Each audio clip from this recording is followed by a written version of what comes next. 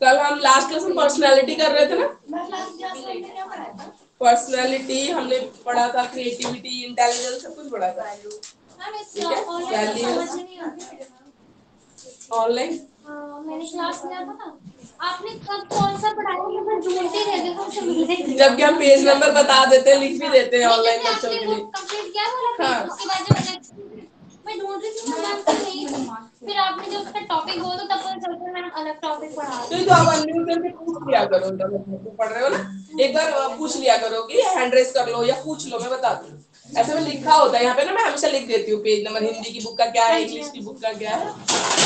और कोई दिक्कत आती है तो आप पूछ लिया कर तो रखिए, मैंने कर दी थी वाली लाइन। पर्सनालिटी हमारी कंप्लीट नहीं हुई थी, 3 मेथड्स पढ़े थे हमने पर्सनालिटी इवैल्यूएशन की।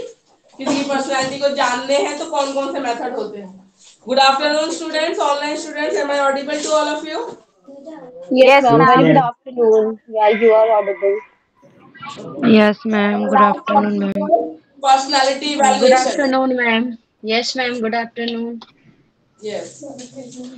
In last class we have studied evaluation of personality.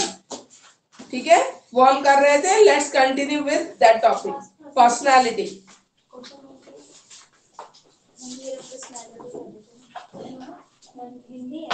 Personality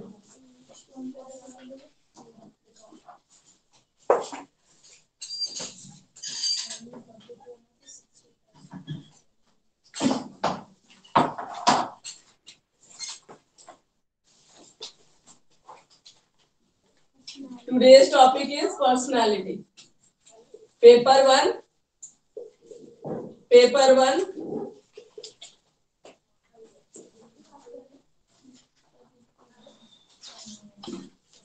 paper 1 unit 2,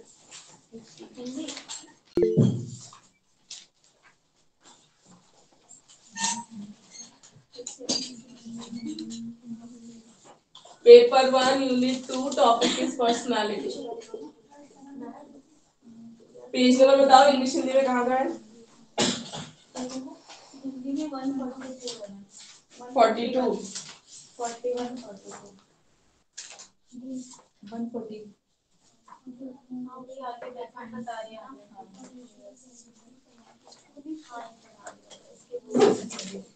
personality क्या होती है हमने पढ़ दिया था, आज हम पढ़ेंगे इवैल्यूएशन। ठीक है, पर्सनालिटी इवैल्यूएशन कैसे करते हैं, इसके 3 मेथड्स हमने देखे थे।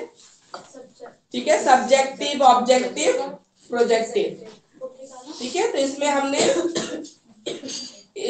रोजैक test, thematic apperception, children apperception, word association तक कर लिया था, है ना। इसके असेसमेंट ऑफ पर्सनालिटी, इसमें इंग्लिश की बुक में पेज नंबर 84, उसको आगे कंटिन्यू करेंगे। उसके बाद हिंदी में कितनी है assessment of personality? 142। Online students English page number 84, Hindi page number 142, 142। ठीक है, असेसमेंट ऑफ पर्सनालिटी ये टॉपिक चल रहा था हमारा, असेसमेंट ऑफ पर्सनालिटी। हमने पर्सनालिटी डिफाइन कर दिया। बिल्कुल, पर्सनालिटी जो वर्ड है वो पर्सोना वर्ड से आया है, जिसका उसका मतलब होता है मास, मुखौटा, बताया था। ठीक है, असेसमेंट ऑफ पर्सनालिटी में भी 3 मेथड्स हैं, जो 2 हम ऑलरेडी कंप्लीट कर चुके हैं। ठीक है, ऑब्जेक्टिव, सब्जेक्टिव, ऑब्जेक्टिव कर चुके हैं, प्रोजेक्टिव कर रहे हैं। एक तो रहते हैं और एक तो रह गएगा।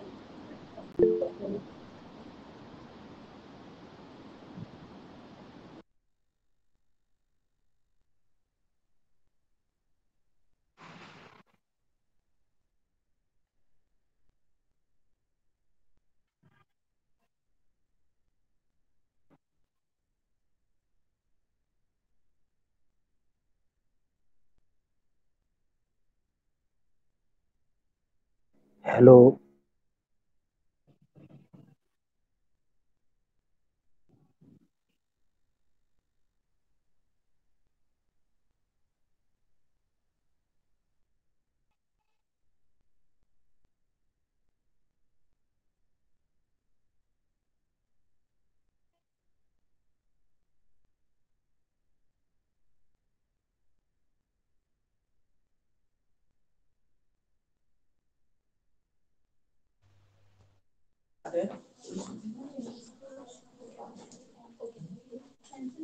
Am I audible, online students?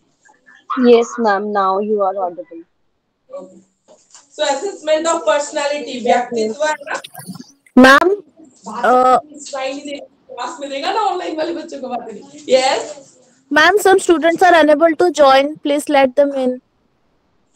Okay, okay.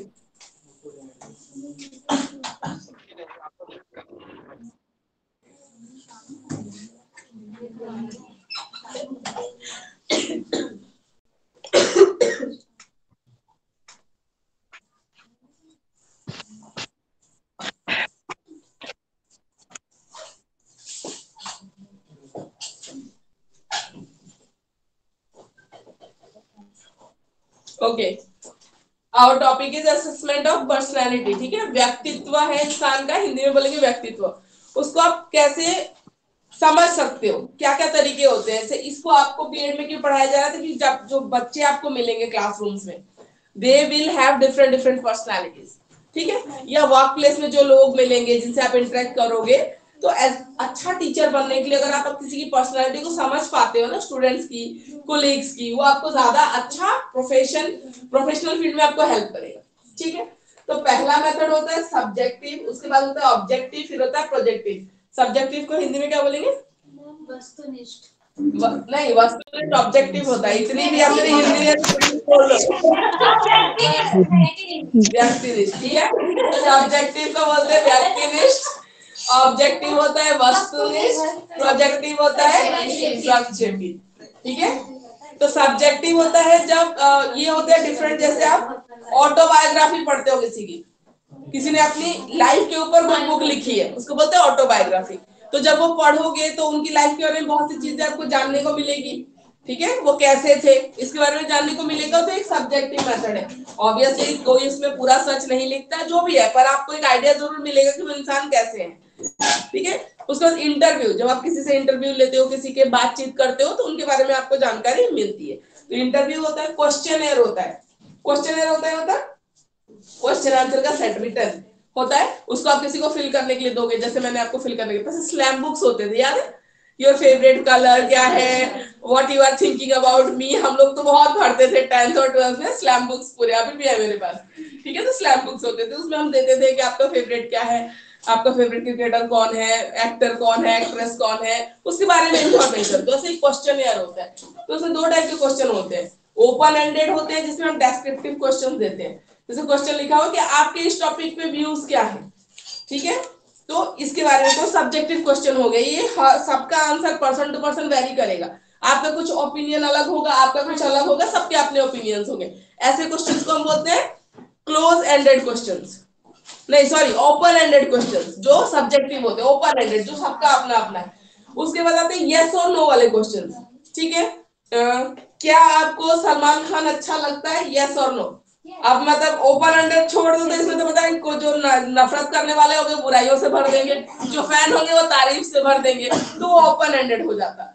ठीक है, क्लोज एंडेड में यस और नो ही भरना है आपको, तो कोई और मैंने ऑप्शन नहीं दिया यहाँ पे. तो that is called close ended question. ठीक है, तो ऐसे क्वेश्चन बना के भी आप किसी के बारे में दो, उनके बारे में जानने के लिए जो जो क्वेश्चन आपको लगते हैं रिलेटेड वो बनाओ और उसको दे दो. उसमें दोनों मिक्स वाले टाइप भी होते हैं, या एक होता है सिर्फ क्लोज एंडेड वाला क्वेश्चन, एक होता है सिर्फ ओपन एंडेड. एक मिक्स टाइप होता है जिसमें ओपन एंडेड भी होते हैं और क्लोज एंडेड भी होते हैं. उसको बोलते हैं क्वेश्चनर. ठीक है, वो कोई फिल कर रहा है, मान लो 4-5 पेज का, आपने बहुत सारा क्वेश्चन उसके बारे में जानकारी लेने के लिए बनाया है. एक सिचुएशन भी डाल दी ओपन एंडेड में कि एक डार्क रूम है, वहां पे आप अकेले हो, लाइट बहुत देर से गई हुई है, आपको कुछ दिख नहीं रहा, तो विच टाइप ऑफ थॉट्स, ठीक है, can come to your mind. कैसे थॉट्स आपके दिमाग में आ सकते हैं, आपको कैसा फील होगा, आपको डर लगेगा या आप ओके रहोगे, नॉर्मल रहोगे, इस टाइप के क्वेश्चंस इसके बारे में आप जानना चाहते हो. ठीक है, तो इसको बोलते हैं क्वेश्चन है. Personality inventories. पर्सनालिटी इन्वेंटरीज होती है पर्सनालिटी से रिलेटेड टेस्ट जो ऑलरेडी बहुत सारे साइकोलॉजिस्ट ने बना रखे हैं.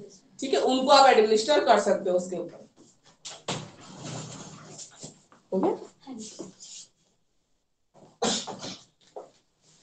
ठीक है, तो उसके बाद आते हैं ऑब्जेक्टिव. ऑब्जेक्टिव में ऑब्जर्वेशन है, जो मैंने लास्ट क्लास में बताया था, जो बच्चे एब्सेंट थे या नहीं सुन पाए थे. ऑब्जर्वेशन दो तरीके का होता है. एक होता है डायरेक्ट, जैसे क्लास में आप बच्चों को ऑब्जर्व करोगे, पता चलेगा कौन सा बच्चा शैतान है, कौन सा बच्चा इंटेलिजेंट है ना.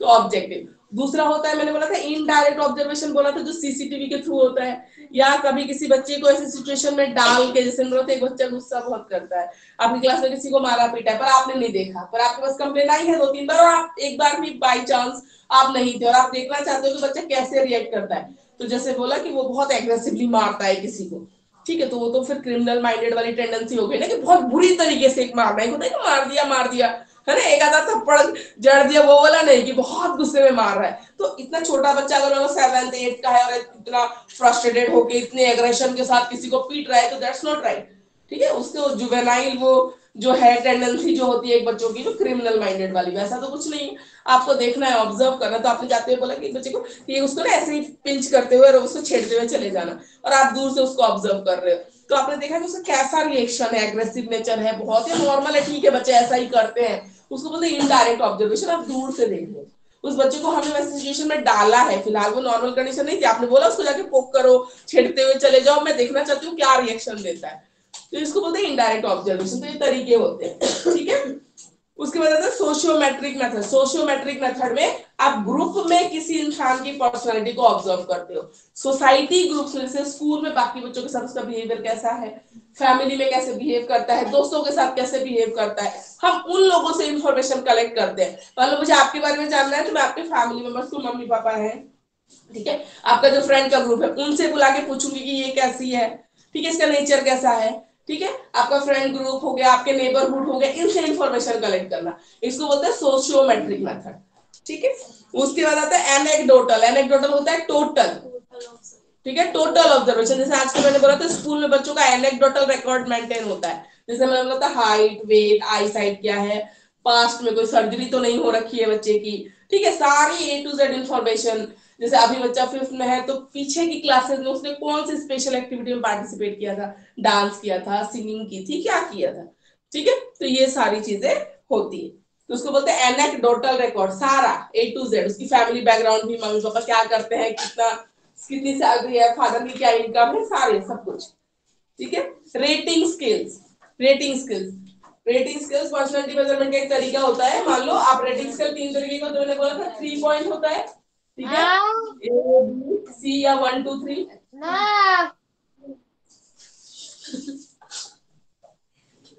और 5 पॉइंट होता है और 7 पॉइंट रेटिंग स्केल होता है, ठीक है, 5 पॉइंट है, 7 पॉइंट।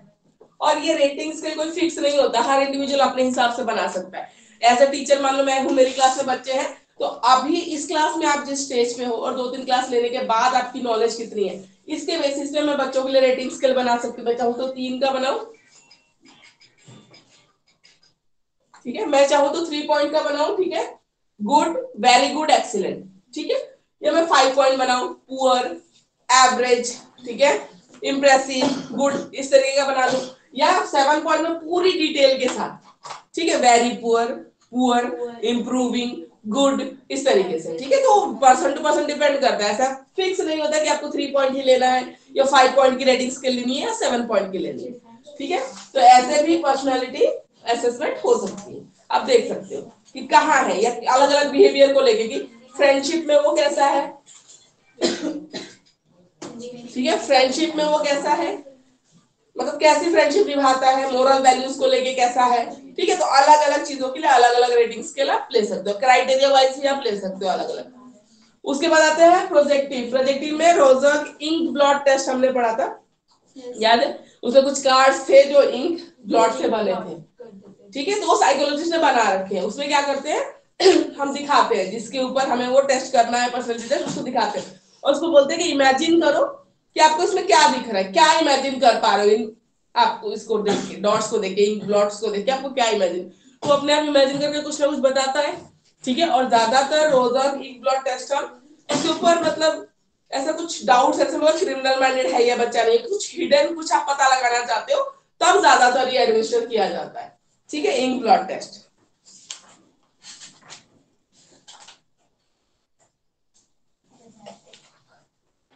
इंक ब्लॉट टेस्ट, ठीक है, ये हमने किया था कि उसमें आप कैसा देख पा रहे हो, ठीक है, ये सब हमने डिस्कस किया था लास्ट क्लास में। तो इतना तो एबनॉर्मल ऑब्जेक्ट पे डेलिक्वेंट, जिसको क्रिमिनल माइंडेड होने का डर है, कि उसने कहीं से टेंडेंसी तो नहीं डेवलप हो रही है, अभी उसने कुछ किया नहीं है, पर आपको होता है ना हरकतों से ऐसा लगता है, ठीक है, तो वो कुछ तो डेवलप नहीं हो रहा है उस बच्चे में, ऐसा चेक करने के लिए।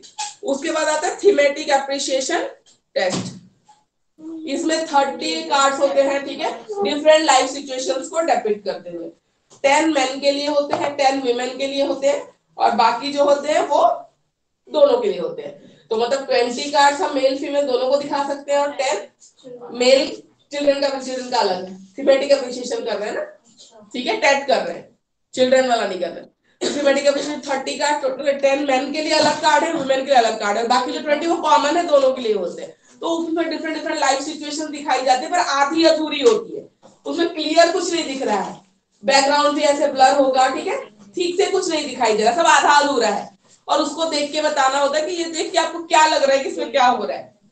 क्लियर तो दिख नहीं रहा, थोड़ा बहुत आपको इमेजिन करना पड़ेगा, थोड़ा बहुत आपको दिख रहा होता है, ठीक है। तो अब इमेजिन करके अपनी एक स्टोरी बनाओगे, कहानी बनाओगे कि मे बी इस पिक्चर में ऐसा कुछ हो रहा है, ठीक है। तो जो सामने साइकोलॉजिस्ट होगा या जो पर्सनालिटी एनालिसिस कर रहे हैं वो सुन के आइडिया लगाता है कि आपका थॉट प्रोसेस किस टाइप का है ना, तो आपकी पर्सनालिटी कैसी है, आप काइंड हार्टेड हो, आप क्रूअल हो, क्या टेंडेंसी है, या आपको ऐसा लगता है कि इसके साथ गलत हो रहा है तो इसको भी करना चाहिए, उल्टा उसके साथ गलत, जैसी भी आप कहानियां बनाओगे उस हिसाब से वो एनालिसिस की जाती है, ठीक है।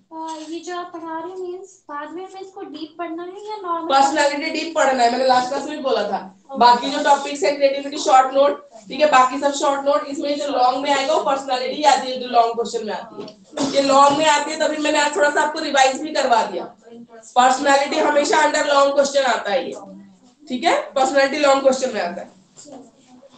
मैम ये सारे टॉपिक जो छोटे हैं वो मैं लिख के उनमें लिखना होगा थोड़ा थोड़ा। हाँ, वो शॉर्ट नोट में आएंगे, जैसे आप देखो आगे सिलेबस है ना, अगर आप नहीं आए थे तो कॉग्निशन है, इंटरेस्ट है, एप्टीट्यूड, ये सब शॉर्ट नोट में आता है, ठीक है। क्रिएटिविटी शॉर्ट नोट में आता है, एक मैंने बोला था एक और relationship between intelligence and creativity पढ़ाई थी लास्ट क्लास में, एक तो वैसे दे देता है, या इंटरेस्ट और एप्टीट्यूड के बीच में डिफरेंस दे देगा, तो भी शॉर्ट में ही आएगा। लॉन्ग में जो आता है वो पर्सनैलिटी ही आती है लॉन्ग में, ठीक है, वैल्यू भी आपके शॉर्ट में ही आता है। पर्सनालिटी इन्वेटर ये सब थोड़ा थोड़ा हाँ, लिखना पड़ेगा क्योंकि ये लॉन्ग क्वेश्चन में आता है, बिल्कुल ये लॉन्ग में आता है, ठीक है। उसके बाद आते हैं चिल्ड्रन एप्रिसिएशन टेस्ट, नाम से पता चल रहा है बच्चों के लिए होता है, ठीक है, बच्चों के लिए होता है, 3 to 10 इयर्स के बच्चों के लिए होता है। इसमें 10 कार्ड्स होते हैं, और इसमें पिक्चर जो होती है एनिमल्स की होती है, छोटे बच्चों को दिखानी है ना, ठीक है, तो उसको दिखाते हैं और बच्चों को बोलते हैं एक्सप्लेन करने के लिए। बॉयज एंड गर्ल्स के लिए सेम कार्ड होते हैं, छोटे बच्चों के लिए इसमें कोई डिफरेंशिएशन नहीं होता, ठीक है, तो इसको बोलते हैं। इस टेस्ट से वो क्या मतलब दिखाना है? जैसे एनिमल्स की पिक्चर है पर वो भी आधी अधूरी है, कंप्लीट नहीं है, तो बच्चा क्या इमेजिन कर रहा है, 3 से 10 साल के बच्चे, तो इमेजिनेशन देखो, कहीं ना कहीं इमेजिनेशन के लिए थॉट्स है, थॉट्स आएंगे ना आपके दिमाग में, हम कहते हैं, साइकोलॉजी कहते हैं कि वो थॉट्स उसी टाइप के आएंगे जैसे आपके लाइफ के एक्सपीरियंसेस रहे होंगे, जैसा बचपन से आपने फील किया है, जैसा आपने देखा है, जैसा आपके साथ हुआ है, समझ रहे हो, तब वैसे ही आपका एक थॉट बन जाता है दुनिया के लिए, समाज के लिए, लोगों के लिए, या एनिमल के साथ भी, वो बुरा बता रहा है, अच्छा बता रहा है, वो काइंड नेचर का है बच्चा, ठीक है, जनरस है, कैसा है, क्रूएलिटी तो नहीं है, ठीक है, हार्म तो नहीं करना चाहता किसी को अभी से, समझ रहे हो। तो ऐसे तो छोटे बच्चों के लिए एनिमल्स की होती है ब्लड पिक्चर्स, मतलब उसमें भी प्रॉपर जंगल की पिक्चर है तो आधी अधूरा बैकग्राउंड है, पूरा नहीं है, ठीक है, कहानी है, कोई फ्लैश में पड़ा हुआ है, लॉयन है खड़ा हुआ सामने मान लो, तो आधी अधूरी पिक्चर्स है, ब्लड है, उसको कंप्लीट करो, एक्सप्लेन करो, बच्चे को बोला जाता है 3 से 10 साल के। जैसे थीमेटिक एप्रिसिएशन टेस्ट है उसमें पिक्चर वाला ही है, वो बड़ों के लिए होता है, बच्चों के लिए ये होता है, तो बच्चों के लिए लाइफ सिचुएशन की जगह एनिमल्स की पिक्चर डाल देते हैं ताकि वो मतलब उनका रिलेट कर पाए, छोटे बच्चे हैं ना तो उससे कहानियां सुनते हैं जंगलों की, और इससे तो जल्दी लाइफ सिचुएशन उन्हें नहीं समझ में आएगा, वो बड़ों को समझ में आएगा, इनको एनिमल से रिलेटेड पिक्चर देते हैं, ठीक है। उसके बाद आते हैं वर्ड एसोसिएशन टेस्ट, जैसे मैंने बोला था लास्ट क्लास में भी, खेलो इसमें तो मजा आता है, वर्ड एसोसिएशन टेस्ट फ्रेंड्स के साथ, जैसे मैंने कोई वर्ड बोला और तुरंत तुम्हारे दिमाग में उस वर्ड से रिलेटेड क्या वर्ड आता है, जैसे बोला रेन तो अम्ब्रेला, ठीक, कोई पकौड़ा भी बोल सकता है, ठीक है, अपनी अपनी चॉइस है, जिसके दिमाग में जो आया, रुकना नहीं होता, फिर इसने जो बोला, सामने वाले ने जो वर्ड बोला ना, उससे रिलेटेड मुझे कुछ बोलना है, मैं बोलूंगी तुम बोलोगे, कंटिन्यूटी में चलता रहता है। तो बोलते हैं कि जब कंटिन्यूटी में चलता रहता है तो सोचना नहीं है, तो एकदम से जो वर्ड फ्लैश करेगा ना तुम्हारे माइंड में, और जब ये टेस्ट कोई साइकोलॉजिस्ट प्रोफेशनल एडमिनिस्टर कर रहा होता है ना किसी पे, तो हमेशा ऐसे वर्ड्स यूज करता है, ठीक है, जैसे मान लो किसी के मन में सुसाइडल टेंडेंसीज आती है, होता है ना, कोई बहुत डिप्रेशन में कुछ है, उसको अगर साइकोलॉजिस्ट के पास ले गए हैं, ठीक है, और उसका ट्रीटमेंट वगैरह चल रहा है, ठीक है, तो जानना चाहेगा ना साइकोलॉजिस्ट क्या रीजंस है, क्यों आपके अंदर सुसाइडल टेंडेंसीज है, तो आप वैसे वैसे वर्ड्स यूज करेगा। फेलियर तो हो सकता है उसके मुंह से निकला सुसाइड, ठीक है, फेलियर हो गया आप लाइफ में तो suicide is the ultimate solution. तो ऐसे कर करके ना निकलवाई जाती है बातें, जो हो सकता है वो शेयर ना करना चाहे, तो बोले चलो एक गेम खेलते हैं। ये सब तरीका होता है पर्सनालिटी असेसमेंट का। तो वर्ड एसोसिएशन टेस्ट ऐसा होता है, एक वर्ड किसी से भी शुरू करेंगे और उससे रिलेटेड जो वर्ड आपके दिमाग में आ रहा है, ठीक है, विदाउट टेकिंग अ सेकंड आपको बोलना होता है। ये तो ऐसे भी खेलो फ्रेंड्स के साथ तो मजा आता है कि लास्ट में क्या निकलता है, ऐसे खेल सकते हो आप वैसे भी, ठीक है। तो अब नॉर्मल इंडिविजुअल की पर्सनालिटी में तो साइकोलॉजिस्ट इसको यूज करते हैं, मतलब सुसाइडल टेंडेंसीज होना it's not a normal case, ठीक है, नॉर्मल केस नहीं होता, तो उसके लिए भी यूज कर सकते हैं। सेंटेंस कंप्लीशन टेस्ट, जैसे वर्ड एसोसिएशन में वर्ड से रिलेटेड करना है, कोई सेंटेंस मैं मान लो मैं बोल के, ठीक है, मैं इनकम्प्लीट छोड़ दूंगी और सामने वाला उसको कंप्लीट करेगा, ठीक है। जैसे मैं बोलूं if I am not able to fulfil my parents dream dash, तुम बोलो तुम क्या करोगे, एक सेंटेंस कंप्लीशन, समझ रहे हो कि मैं अगर पेरेंट्स के ड्रीम्स को नहीं फुलफिल कर पाए तो क्या करेंगे। तो कोई बोलेगा I will try next time, जो पॉजिटिव थिंकिंग वाला होगा, हो सकता है नेगेटिव थिंकिंग वाला कुछ और बोले, ठीक है। मैम आप कहाँ पर पढ़ा रही हैं? ये आपको यहाँ पे पढ़ा रहे, सेंटेंस कंप्लीशन है, इंग्लिश में 93, ठीक है, इंग्लिश में 93। इसके बाद हम कर रहे हैं सेंटेंस कंप्लीशन, वर्ड एसोसिएशन होगा, वो भी नहीं है, वर्ड एसोसिएशन भी नहीं है। मैम आपने ये चिल्ड्रन एप्रिसिएशन के बाद कहाँ से स्टार्ट किया? चिल्ड्रन एप्रिसिएशन के बाद सीधा आपका वर्ड कंप्लीशन है, वर्ड एसोसिएशन है, ठीक है, इसके बाद सेंटेंस कंप्लीशन है, ठीक है, सेंटेंस कंप्लीशन दो ही है मैम हमारे में। कौन सा पेज नंबर? 140 एक मिनट। बहुत लंबे लंबे टॉपिक्स लिखे हैं ना। हाँ तो सब नहीं लिख रहा, इतना डिटेल में नहीं जाना, ठीक है। टेस्ट कैसे एडमिनिस्टर करते हैं, किस पे एडमिनिस्टर करते हैं, थोड़ा बहुत लिखना है। इतना क्यों लॉन्ग क्वेश्चन में सारे ही लिखने पड़ेंगे ना आपको, सब्जेक्टिव ऑब्जेक्टिव प्रोजेक्टिव, तो ऐसे भी ये लॉन्ग क्वेश्चन बन जाता है। मैम आप ना टिक लगवा दीजिए जो मैं एक्चुअली पढ़ना होगा, ठीक है। फिर पिक्चर कंप्लीशन टेस्ट होता है, ठीक है, एक्सप्रेसिव मूवमेंट टेस्ट, ये सब टेस्ट भी होते हैं। Picture frustration test, picture completion, जिस सेंटेंस को आप कंप्लीट करो सब पिक्चर इनकम्प्लीट करके दे देते हैं, बोलते आप अपनी इमेजिनेशन से इसको कंप्लीट करो, ठीक है, तो ये भी होता है। मैम वो एग्जाम में भी तो करते थे 10th क्लास में, वो 4 वर्ड लिख के छोड़ते थे। अच्छा स्टोरी कंप्लीशन, हाँ तो वो भी तो इमेजिनेशन का ही तरीका है ना, कौन सा बच्चा कैसे इमेजिन कर रहा है, वो तो अपने हर बच्चे का अलग है बिल्कुल, ठीक है। पिक्चर फ्रस्ट्रेशन टेस्ट, ठीक है, इसमें 24 कार्टून लाइक ड्राइंग होती है, जो एवरीडे सिचुएशन इंसान की लाइफ में हो रहा है ना उसको डिपिक्ट करता है, फ्रस्ट्रेशन स्ट्रेस इनको दिखाता है, ठीक है। और उसको जिसपे ये टेस्ट किया जा रहा है पर्सनालिटी टेस्ट, उसको बोला जाता है कि इस पिक्चर को देख के आपको कुछ लिखना है या बोलना है, ब्लैंक कैप्शन बॉक्स दे देते हैं, उसको बोलते हैं इसको देख के लिखो कि क्या हो रहा है, ठीक है। तो इसको बोलते हैं पिक्चर फ्रस्ट्रेशन टेस्ट।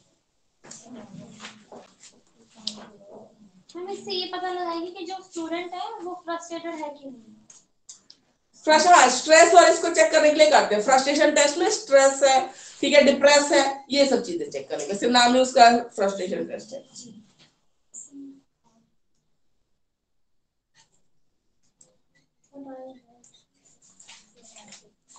तो ये सारे पिक्चर फ्रस्ट्रेशन पर। एक्सप्रेसिव मूवमेंट टेस्ट, अपने फीलिंग्स को एक्सप्रेस करना, ठीक है, एक्सप्रेसिव मूवमेंट टेस्ट में होता है। एंजाइटी और स्ट्रेस के लिए ही होता है, नाम ही है ना frustration test. Anxiety daily life situation को डिस्क्राइब कर रहा है, और जो ह्यूमन बीइंग्स बने वो कार्टून लाइक उसमें स्ट्रक्चर में दिखाई, एनिमेटेड फॉर्म में, ठीक है, उसमें बोला जाए। वैल्यू हम कर चुके थे, पहले ही कर चुके थे, है ना, उसके पहले मैंने बाद में बोला था मैंने पर्सनालिटी करेंगे, क्योंकि पर्सनालिटी हमने लॉन्ग क्वेश्चन में आना था, इसलिए मैंने बोला था बाद में करेंगे। Value, moral values, what is right what is wrong, ठीक है, इनके बारे में हमने उसमें भी पढ़ रखा है, थ्योरी पढ़ी थी जब मोरल वैल्यूज की, ठीक है, Kohlberg's theory of moral development. तो ये शॉर्ट में आएगा, तो इसको फिर से मैं रिपीट नहीं कर रही हूँ कि बहुत सारा हमारा सिलेबस होता है, ठीक है, पर्सनालिटी वैल्यूज यहाँ पे खत्म होता है। इसके बाद आते हैं Gardner's theory of multiple intelligence. Intelligence समझेंगे और गार्डनर की थ्योरी करेंगे और वेरी वेरी इंपॉर्टेंट है ये। अभी बताती हूँ पहले इंटेलिजेंस क्या होता है वो कर लेंगे। हिंदी में 161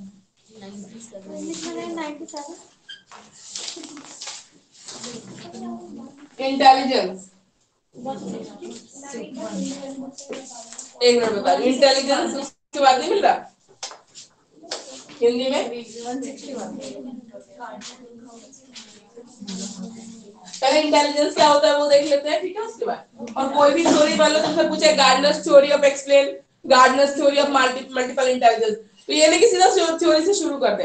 बार बार बोल रही मैं थ्योरी किस चीज की है, इंटेलिजेंस की। तो इंटेलिजेंस की आप मीनिंग लिखिए अच्छे से कम 2 डेफिनेशन ऐड करिए, बताइए इंटेलिजेंस क्या होता है, टाइप वगैरह है तो वो डालिए। उसके बाद थ्योरी लिखेंगे, उसके लिखेंगे एजुकेशनल इम्प्लीकेशन, तब जाके आपकी पूरी थ्योरी खत्म होती है। ऐसा नहीं कि जहां से बोला वहीं से शुरू कर दिया, ऐसा नहीं होते आंसर्स। ठीक है, पेपर 1 यूनिट 2 ही चल रहा है हमारा, अभी चलेगा इंटेलिजेंस और उसकी थ्योरी। इंटेलिजेंस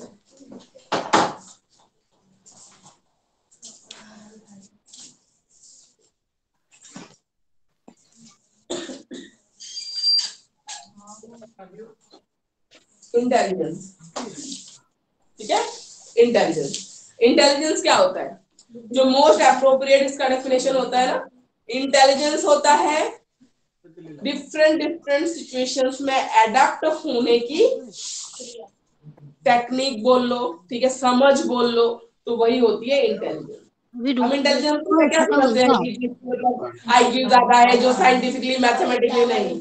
तो कहने का मतलब है डिफरेंट सिचुएशंस में या सर्कमस्टेंसेस में अडैप्ट होने का मतलब है कि डिफरेंट नॉलेज को आप एसिमिलेट कर पा रहे हो, ठीक है। तो ये बहुत ही famous and most accepted definition है। Intelligence is the capacity of flexible adjustment, जितनी फ्लेक्सिबिलिटी से आप एडजस्ट कर सकते हो डिफरेंट उसमें, दैट इज कॉल्ड इंटेलिजेंस, ठीक है। या intelligence is the ability to adjust oneself in new situation, ठीक है। एडजस्ट वनसेल्फ, अपने आप को नई सिचुएशन में एडजस्ट करने की जो एबिलिटी है, जो क्षमता है, उसी को हम क्या बोलते हैं, इंटेलिजेंस बोलते हैं। यहाँ था। Intelligence means ability to learn होता है, कैसे हम सीख रहे हैं, ठीक है। Aarti Gupta, your mic is unmuted, do you want to say something? Aarti, हाँ जी। आप कुछ कह रही है मैम? नहीं। Okay, please mute your microphone. Okay, जब कुछ पूछना हो you can unmute, but otherwise put yourself on mute, ठीक है। मैम इंटेलिजेंस लॉन्ग क्वेश्चन में आएगा? बिल्कुल, इंटेलिजेंस लॉन्ग क्वेश्चन में नहीं आएगा। एक आएगा, मैंने बोला पीछे वाले टॉपिक में बोला इंटेलिजेंस और क्रिएटिविटी का रिलेशनशिप आता है एक शॉर्ट नोट में। आपके लॉन्ग क्वेश्चन में आएगी Gardner theory of multiple intelligence, ठीक है, ये आएगा। वो करा दिया? नहीं, अभी तो कराऊंगी, अभी कराऊंगी, ठीक है। अभी तो इंटेलिजेंस अभी शुरू हुई है, ठीक है। गार्डनर्स थ्योरी है, ये लॉन्ग क्वेश्चन में आएगा, ठीक है। डाउट क्लियर हुआ आपका? गार्डनर्स थ्योरी कर रहे हैं ध्यान से, ये आता है। देखो मैं बार बार बोल रही हूँ, थ्योरी आप जितनी भी पढ़ लो, ग्रोथ एंड डेवलपमेंट की थ्योरी हो, इंटेलिजेंस की थ्योरी हो, आगे हम लर्निंग की थ्योरी पढ़ेंगे, theories are very very very important, ठीक है। थ्योरीज आती हैं और इम्पोर्टेंट। इतना जल्दी खत्म होगा? इसमें कुछ नहीं, इसमें आपको आएगा ये ना लॉन्ग क्वेश्चन में। हाँ, तो इसमें डेफिनेशन बहुत सारे, हम सारा एक्सप्लेन करते रहेंगे फिर नहीं हो पाएगा। जो इम्पोर्टेंट है ना हम उस पर फोकस ज्यादा करते हैं लॉन्ग क्वेश्चन में।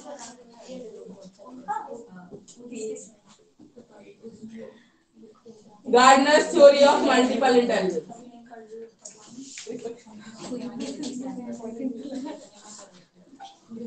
बुक में और भी बहुत से टॉपिक होंगे पर हम वही करते हैं जो हमारे सिलेबस में, ठीक है। Gardner's theory of multiple intelligence, English में ये है 99 पेज में, हिंदी में बताइए। 161, ठीक है। इंग्लिश में 99 पेज नंबर ओपन कर लीजिए और हिंदी में 161। इंग्लिश 99, हिंदी 161। गार्डनर ने क्या बोला? गार्डनर ने बोला जो इंटेलिजेंस होती है ना वो सिर्फ एक टाइप की नहीं होती है, ठीक है।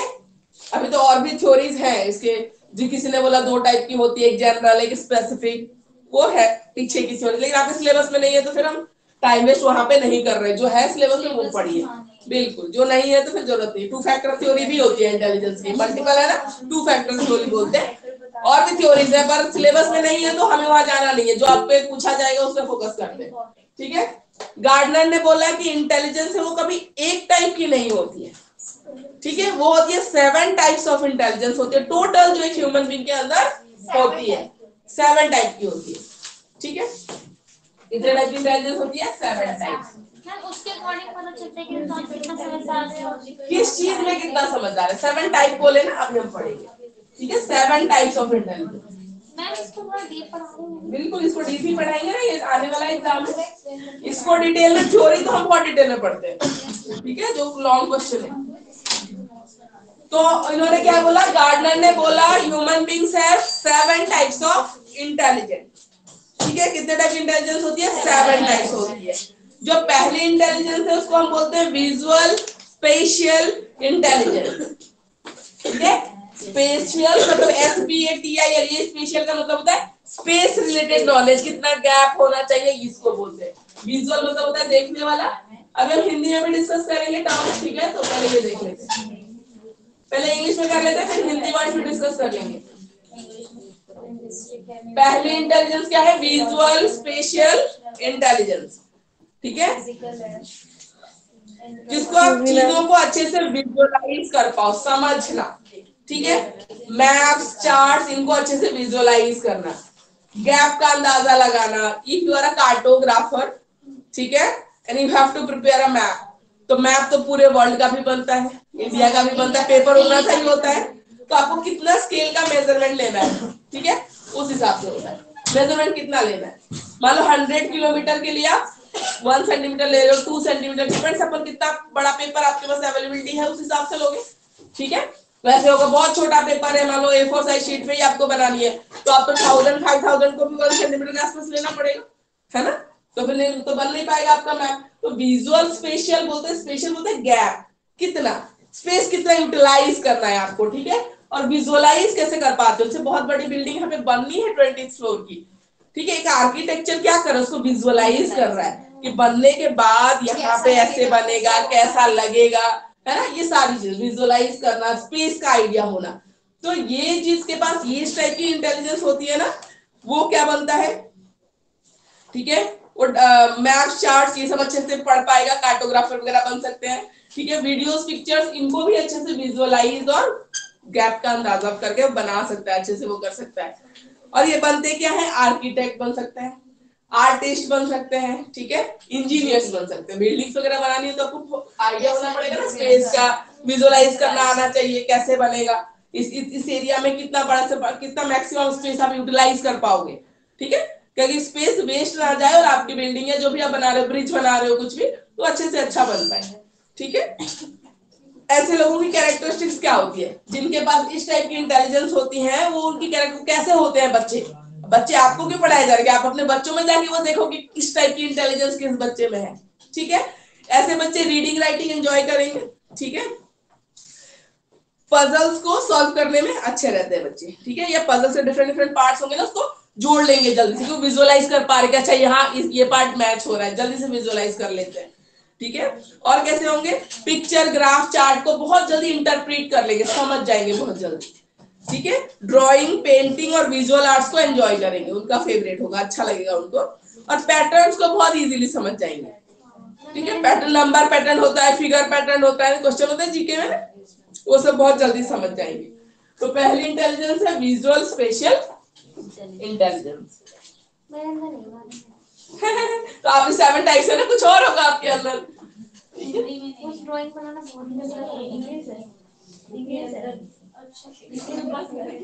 नहीं, विजुअल स्पेशियल में ऐसा नहीं कि किसी के अंदर 0 होगा, कम होगा। स्पेस का आइडिया तो आप तभी भी लगाते हो जब आप रोड क्रॉस कर रहे होते हो, इतने गैप है, गाड़ी इतनी दूरी पे है, तो आई कैन क्रॉस इजीली करते हो ना, तो दैट इज ऑल्सो स्पेस का आइडिया। तो ऐसा नहीं 0 नहीं होगा, कोई भी इंटेलिजेंस कम ज्यादा होगा, वो आप में कम हो सकता है, बट ऐसा नहीं कि नहीं होगा, हाँ ऐसा नहीं होता है। स्पेस का आइडिया तो आप तभी भी लगा रहे हो, ठीक है। लेकिन एक बराबर नहीं होता, एक बराबर नहीं होता, ठीक है, कम ज्यादा होता है। ये सब विजुअलाइज तो आप तभी भी कर रहे हो जब आप नोटबुक में अपनी एक डायग्राम बना रहे हो कि इतना बनाऊंगा, ये 4 लाइन का आंसर है, वो भी आप विजुअलाइज कर रहे हो कि इतना बना लूंगा, पहले आप सोच ले रहे हो ना, इतनी दूर पे बनाऊंगा तो इतना जगह बच जाएगा मेरे आंसर के लिए, that is also visualisation. Reading writing पसंद है बट पजल भी कर लेंगे पर ड्राइंग भी करने आती है। अभी वो कैरेक्टरिस्टिक ऐसा नहीं कि यूनिवर्सल है, और पे भी आता है, ठीक है, रीडिंग राइटिंग और भी पसंद आएंगे बाकी बच्चे भी। सेकंड है आपका linguistic verbal intelligence.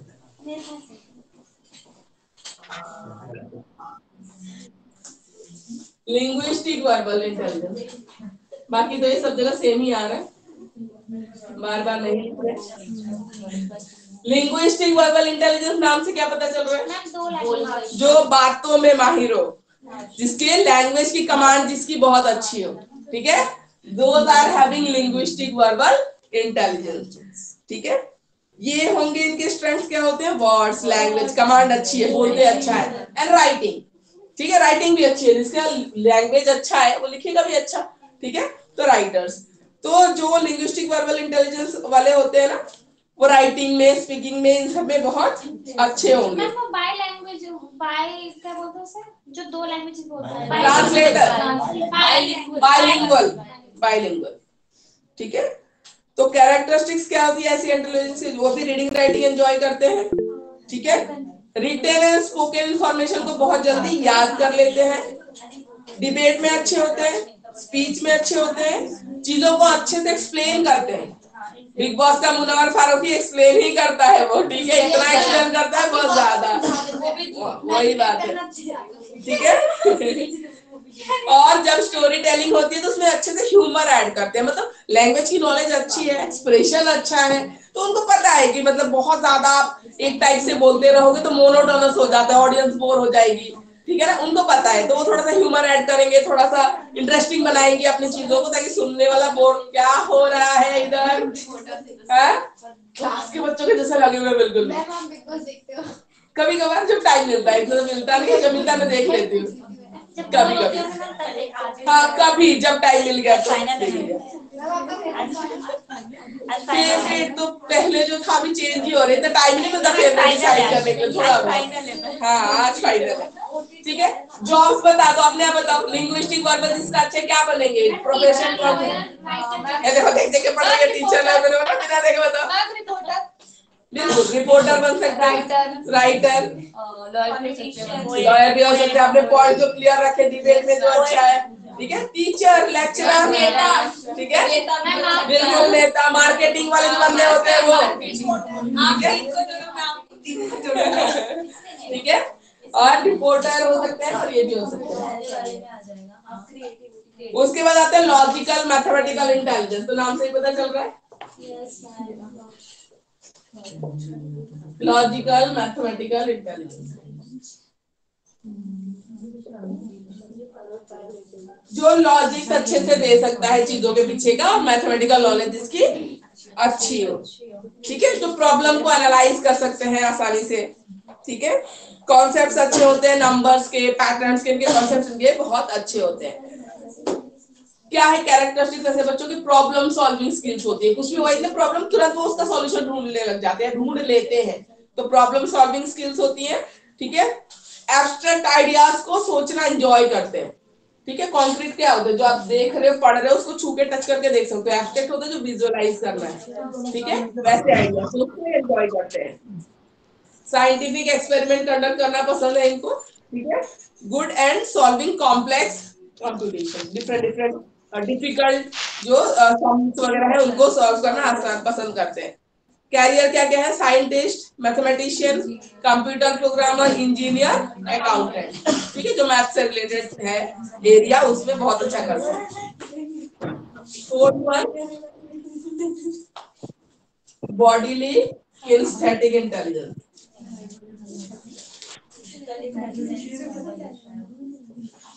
Bodily kinesthetic intelligence होती है intelligence to use our own body, ठीक है। योगा ट्रेनर, डांसर, ये क्या करते हैं? अपनी बॉडी को यूज कर रहे हैं, जिम्नास्ट, ठीक है, डांसर्स, तो ये क्या कर रहे हैं? अपनी बॉडी की इनको नॉलेज है, ठीक है, नॉलेज है, समझते हैं अपनी बॉडी को, कैसे आप यूटिलाइज कर सकते हो। इसे फिजिकल इंटेलिजेंस बोल सकते हैं। हाँ, फिजिकल इंटेलिजेंस, ठीक है।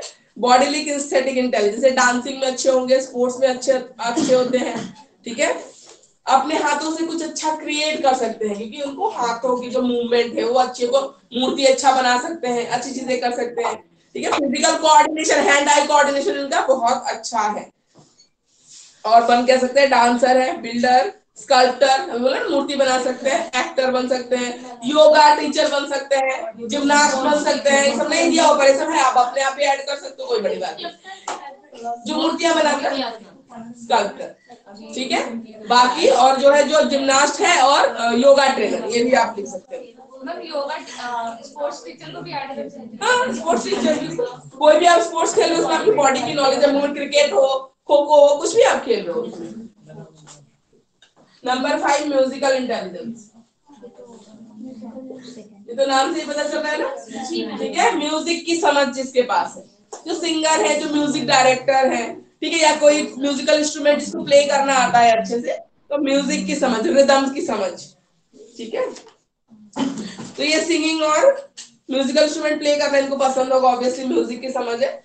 म्यूजिकल पैटर्न और टोन्स को इजीली समझेंगे, गाने जल्दी से याद कर लेते हैं, ठीक है।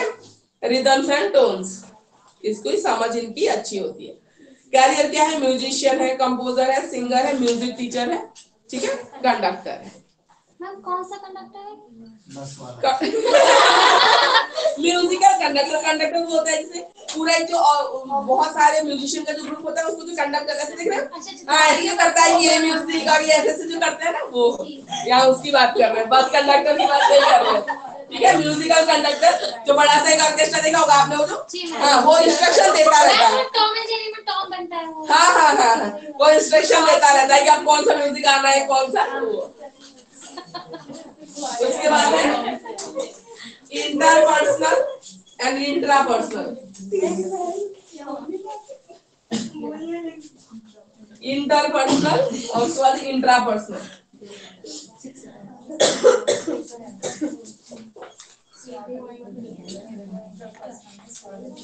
इंटर और इंट्रा इसमें फर्क होता है, ठीक है।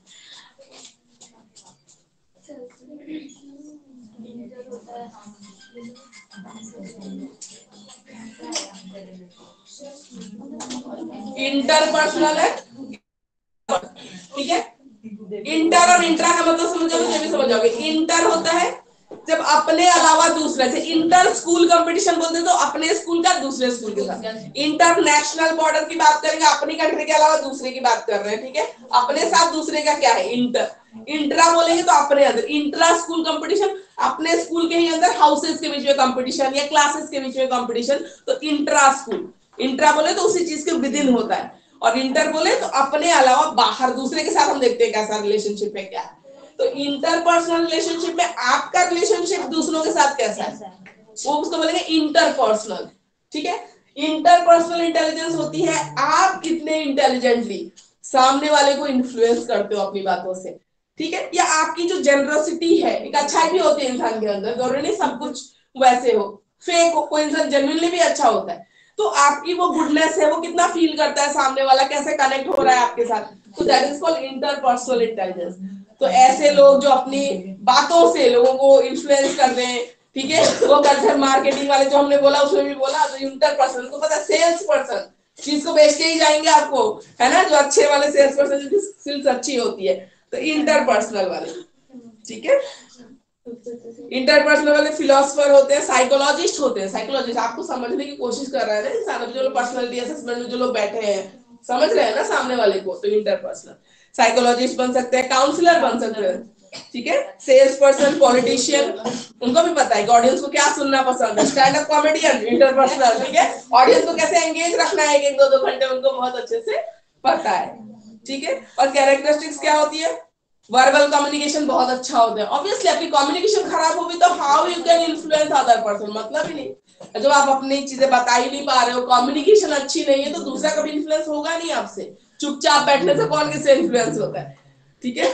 स्किल्ड नॉन वर्बल कम्युनिकेटर्स, ठीक है, नॉन वर्बल कम्युनिकेटर भी बोलते हैं, जैसे स्किल्ड नॉन वर्बल, जैसे उन बच्चों के लिए होता है ना, मतलब बिना बोले कम्युनिकेट करना, जो सिंबल होता है उसको, उसको सी सिचुएशन फ्रॉम डिफरेंट पर्सपेक्टिव्स। जब चीजों को आप इंटरपर्सनल इंटेलिजेंस आपकी अच्छी होगी ना, तो आप दूसरे तरीके से भी इंसान को समझने की कोशिश करते हो। Create positive relationship with others, दूसरों के साथ पॉजिटिव रिलेशनशिप क्रिएट रहता है आपका पॉजिटिव रिलेशनशिप। कॉन्फ्लिक्ट, ग्रुप के जो कॉन्फ्लिक्ट है आप उसको रिजॉल्व करते हो।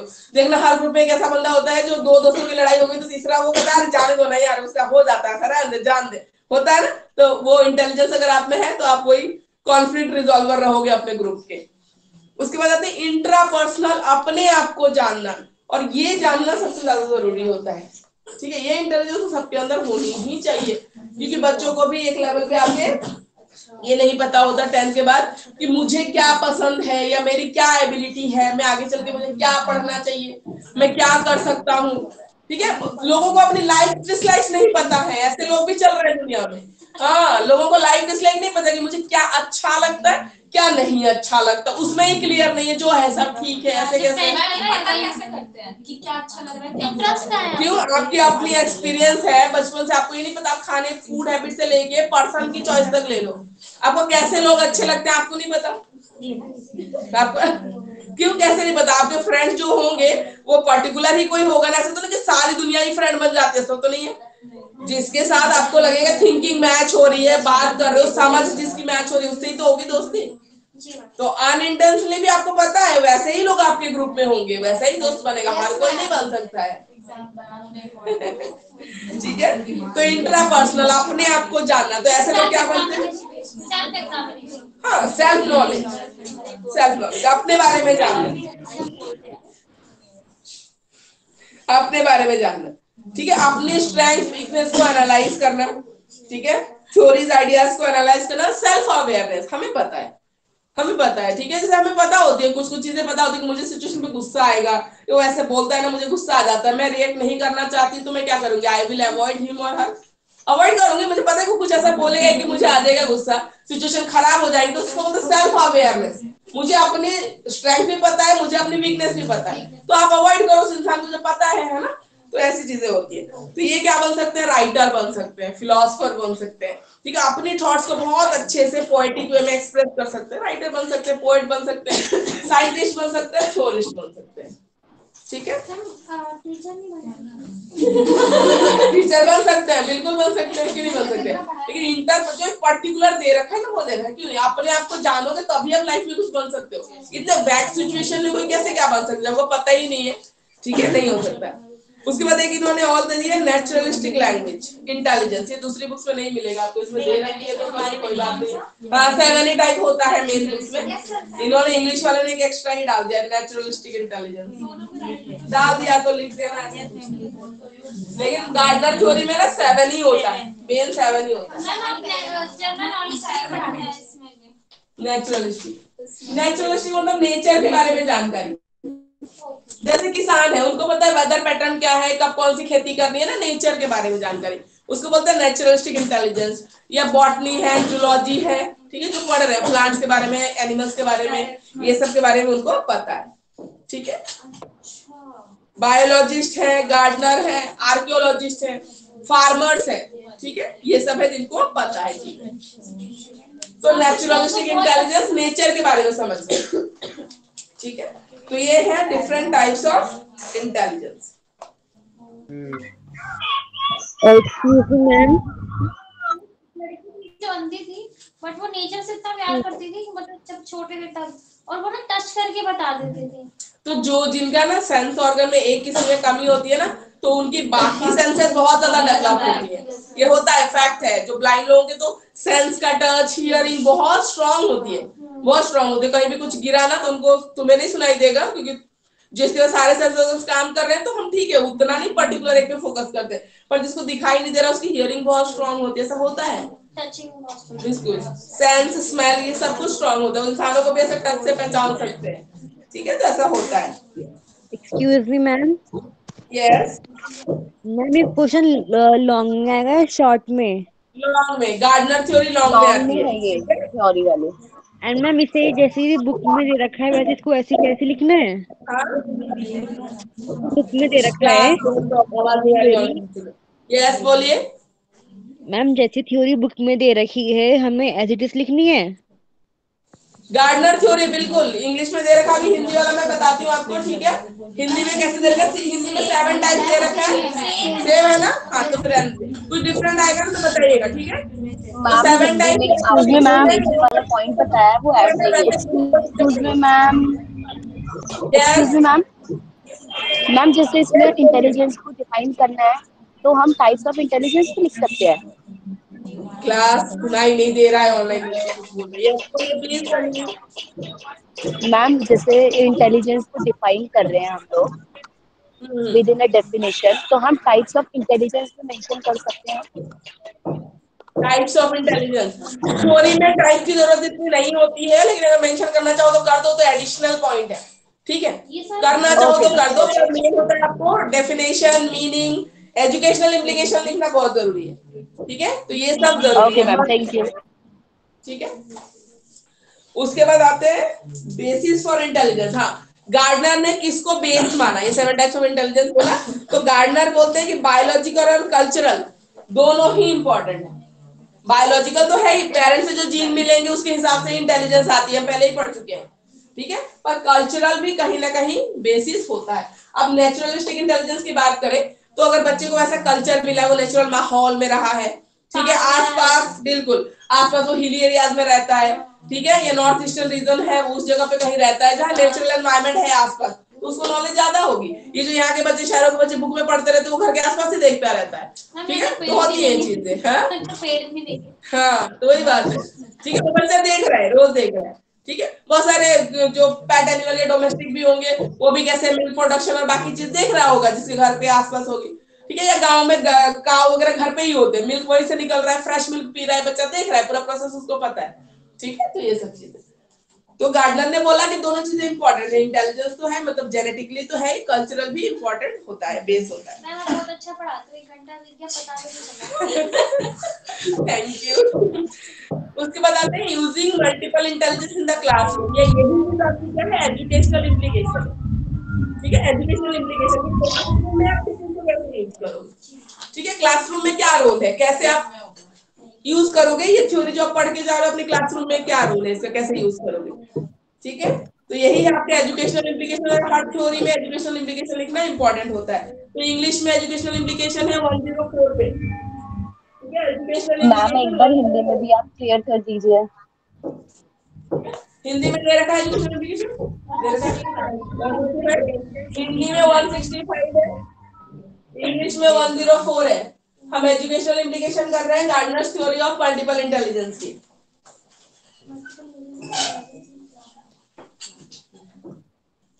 ठीक है। इसका एजुकेशनल इम्प्लीकेशन क्या है, जब टीचर्स को, हमें पता है, हम पढ़ के जा रहे हैं ना कि 7 टाइप्स ऑफ इंटेलिजेंस होती है ह्यूमन बीइंग में, और हमें ये मान के चलना चाहिए कि all types of intelligence are equally important, जितने भी टाइप्स हो इक्वली इंपॉर्टेंट है, ठीक है। अगर किसी बच्चे में मान लो मैथमेटिकल और, ठीक है, तो मैथमेटिकल इंटेलिजेंस कम है और म्यूजिकल इंटेलिजेंस ज्यादा है, ठीक है, चलेगा, ठीक है, तो म्यूजिक की फील्ड में जा सकता है। आप इतनी कोशिश करो कि बच्चा, हाँ बिल्कुल, एवरेज मार्क्स ले आए, और बाकी अपनी जिसकी उसमें इंटेलिजेंस है, आप पेरेंट्स को गाइड कर दो, पीटीएम में बता दो, नहीं बच्चा म्यूजिक में तो एक्स्ट्रा ऑर्डिनरी है, बहुत अच्छा है, उसमें कुछ कर सकते हैं, या तो आप इसकी बाहर क्लास लगवा दीजिए, या स्कूल में म्यूजिक टीचर हमारे आते हैं, वहाँ पे हम सिखाई रहे हैं, आप कुछ और एक्स्ट्रा करवाइए इसको, इनके बेसिस पे बच्चों को एनालिसिस करके, बिल्कुल एनालिसिस करके आप पर्टिकुलर डायरेक्शन में उनको अभी से गाइड कर सकते हो, ठीक है। जो हम बोल रहे हैं कि सेल्फ अवेयरनेस नहीं होती, बच्चों को पता ही नहीं होता बड़े होने के बाद कि उनको क्या पसंद है, किस चीज में अच्छे है, क्योंकि उनको ऐसे टीचर्स भी नहीं मिल रहे बताने वाले, गाइड करने वाला इंसान नहीं मिलता आपको, ठीक है। मैथ्स वाला टीचर उसी में दुखी रहता है, मैथ्स नहीं पढ़ रहा बच्चा, मैथ्स नहीं पढ़ रहा, अरे क्या पढ़ रहा है वो तुमने कभी देखा है कि वो पढ़ क्या रहा है, किसी 7-8 टाइप की आपको इंटेलिजेंस बता रहे, किसी में तो होगा बच्चा, ऐसा थोड़ी कि सब में ही खराब होगा। लैंग्वेज में अच्छा होगा, बातें बनाता होगा, वो भी देख लो, लैंग्वेज की कमांड अच्छी होगी, वर्बल अच्छा होगा, कुछ तो अच्छा होगा, ठीक है, डिबेट करता होगा, अच्छा बोलता, अच्छा होगा, पॉइंट्स अच्छे रखता होगा, कुछ तो करता होगा, है ना। तो हम क्या करते हैं, टीचर्स उसमें दुखी रहते हैं, जो जिस सब्जेक्ट का है वो अपने आप में दुखी है। लैंग्वेज वाला बोलेगा कि मैं अच्छी करता रहता, हमारा तो पढ़ता नहीं है ना, तो ऐसे है, वो आपस में ही कॉन्फ्लिक्ट में लगे रहते हैं, ऐसा नहीं है। गुड टीचर को गाइड करना चाहिए और एबिलिटीज को पहचानना चाहिए। हाँ बिल्कुल गाइड कर सके, बिल्कुल गाइडेंस की बहुत जरूरत होती है, इतने बता दिया आपको, किसी में तो बच्चा अच्छा होगा, अब आइडेंटिफाई करो। मैम कोई बच्चा किसी में भी अच्छा नहीं निकले ऐसा नहीं होता। कोई बच्चा है ऐसा, मतलब उसकी मम्मी बोलती है पढ़ो पढ़ो पढ़ो, पर मैम उसको मतलब पढ़ने का मुझे नहीं लगता कि उसको थोड़ा सा मन है। अच्छे स्कूल में पढ़ा रही है, ये MBS स्कूल, पर वो पढ़ना आरडी राजपाल में, तो वो इंटरेस्ट ही नहीं लेता पढ़ने में। वो अपनी मम्मी को परेशान कैसे करता है, वो उसकी मम्मी बोतल देगी, वो जानबूझकर तोड़ के आएगा, चश्मा देगी जानबूझकर फेंक कर आएगा, वो कभी वो पेंसिल तो किसमें उसका मन है, गेम खेलता है, कुछ करता है, छोटा है ना अभी, छोटा है ना, तो उसको आपको एक्सपेरिमेंट अभी चलाना पड़ेगा, उसको देखना पड़ेगा किस चीज में इंटरेस्ट ले रहा है। उसको आइडियाज लगा रहा है ना, सोचे मैं क्या करूँ क्या करूँ, समझ रहे हो, अपने प्रॉब्लम का सॉल्यूशन ढूंढ रहे हो। मैं क्या करूँ कि मेरी मम्मी मुझे ना भेजे, प्रॉब्लम सॉल्विंग, वो अपनी प्रॉब्लम सॉल्व कर रहा है। वो मैं मंथ में मतलब देख रही हूँ मैं, वो हर मंथ एक बोतल तोड़ कर आएगा, करके आएगा, मतलब वो उसमें दुखी रहती है पूरी। और वो ऐसा क्यों करा मुझे नहीं, छोटा है ना, तो अभी उसको अभी टाइम लगेगा उसको जानने में, इतना जल्दी भी नहीं जान जाएंगे। प्रेशर डालती हूँ कि पढ़ने का, तो वो मुझे लग रहा है सॉल्यूशन निकालता है वो। मैं नहीं, एनवायरनमेंट भी मैटर करता है। देखो अगर बच्चा कुछ देख रहा है ना, आपको फोर्स नहीं करना पड़ता चीजों के लिए, मैं ये मानती हूँ कि वो बच्चा अपने आप ही गाइड हो जाएगा। लेकिन इतना क्यों पढ़ने के पीछे ऐसा है, मुझे भी नहीं समझ में आ रहा कि चलो ठीक है, पढ़ने को देखो, पढ़ने को तुम अगर पनिशमेंट की तरह पेश करोगे ना बच्चों के सामने, कोई नहीं पढ़ेगा, नहीं पढ़ेगा। आप उसको फन की तरह ही करोगे ना कि चल पढ़ लेना, कोई नहीं, खेल ले फिर पढ़ लेना, अब उसको ऑप्शन दो, छोटा है ना। वो मैं ऐसे बोला पहले स्टार्टिंग में, मुझे ना ब्लैक बोर्ड में दिखता ही नहीं है, मुझे कुछ दिखता ही नहीं, पर मुझे ऐसा लगता है मैं उससे सब दिखता है। फिर भी उसकी मम्मी ने उसको 7000 का वो चश्मा दिलवाया। फिर वो उसके मम्मी बोली बेटा अब दिखता है ना तुमको, हाँ मम्मा अब तो दिखता है। पर वो क्या कर रहा है ना, चश्मा वहाँ छोड़ कर आ जा रहा है। वो चश्मा ही वन में है ना, तो छोटा है, उसको कुछ चीज तो बॉदर कर रही है। समझ में नहीं आ रही कैसे उसका कुछ तो है, देखो या तो क्लास स्कूल भी बहुत स्ट्रिक्ट है, या उसको गेम्स के लिए टाइम नहीं मिल रहा, कुछ तो है। तो पढ़ाई को अगर हम एकदम पनिशमेंट की तरह लोग खेल रहा है और जबरदस्ती बिल्कुल बंद करवा दो कि नहीं अभी पढ़ो, फर्स्ट क्लास का बच्चा है, तो उसको थोड़ी देर छोड़ दो, ठीक है, उसका मन कब थोड़ी उसकी सुन लो, थोड़ी अपनी बोल लो, ऐसा होता है। खेलना है ठीक है, 10 मिनट और टाइम दे बच्चा, 10 मिनट खेलो, उसके बाद पढ़ लेना, ऐसा है। तो थोड़ा सा सॉल्यूशन हमें भी देखना पड़ेगा कि क्या कर सकते हैं, ठीक है, थोड़ी उसकी भी सुननी पड़ेगी कि क्या कह रहा है, जबरदस्ती से कुछ नहीं होता। हेलो मैम, एक्सक्यूज मी। उसको एंजाइटी भी हो सकती है किसी चीज, कुछ भी हो सकता है ना, स्कूल में भी क्या हो रहा है वो भी पता करना पड़ेगा। प्रेशर बहुत करती है, हेलो मैम। हाँ, तो तुम इतना प्रेशर करो तो गलत ही है ना, वो पढ़ने से भाग रहा है।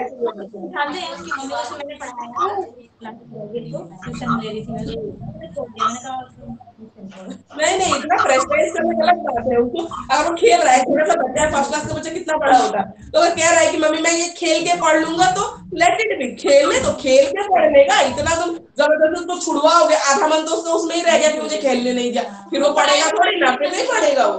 तो इतना प्रेशराइज नहीं करो छोटे बच्चों को, गेम में खेल में जितना खिला सकते हो उतना एनफ है, ठीक है, इतना जबरदस्ती नहीं करना चाहिए। मोस्टली गेम्स में क्रिकेट में फुटबॉल यही सब पसंद होता है। नहीं, प्रेशराइज करना गलत जा रहा है, बहुत ज्यादा अगर कर रही है ना, छोटा सा बच्चा है फर्स्ट क्लास का, उसका मन ही हट जाएगा, तो फिर बहुत दिक्कत आएगी, ठीक है। तो multiple intelligence, Aarti please mute your microphone. कोई है छोटा बच्चा। Excuse me ma'am. Excuse me ma'am. Lovely Kumari. Yes ma'am.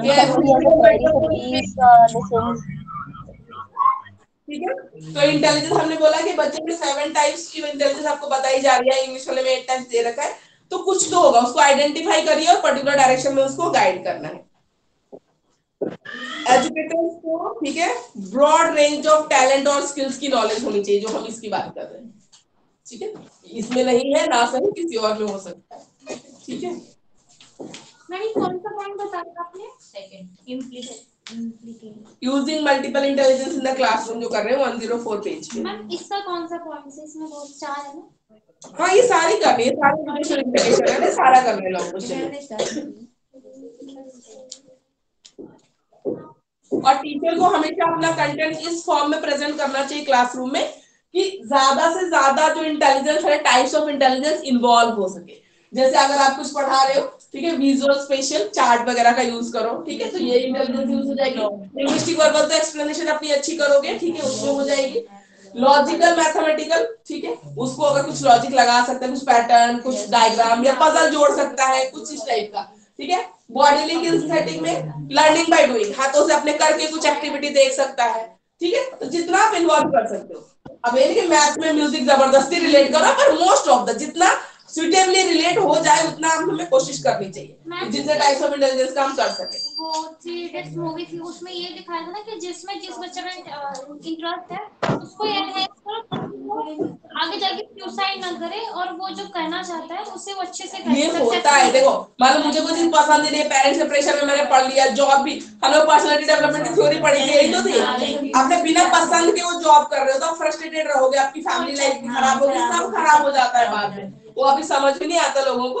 और इंटरपर्सनल वाला तो आराम से आप जैसे ग्रुप एक्टिविटी दोगे तो उसमें सब में ही आप इंटरपर्सनल वाला इंटेलिजेंस इंक्लूड कर सकते हो। ग्रुप एक्टिविटी जब कराओगे ऑब्वियसली वाला इंक्लूड हो जाएगा। और इंट्रापर्सनल भी, वो कैसे समझा रहा है, मैं कैसे बोलूंगा तो मैं अपने ग्रुप मेंबर्स को समझा सकता हूँ, ये चीज भी आ जाएगी, ठीक है। तो जितना हो सके अपने कंटेंट को हमेशा इस तरीके से प्रेजेंट करें कि जितना ज्यादा टाइप का इंटेलिजेंस आप उसमें इन्वॉल्व कर सके उतना अच्छा रहता है।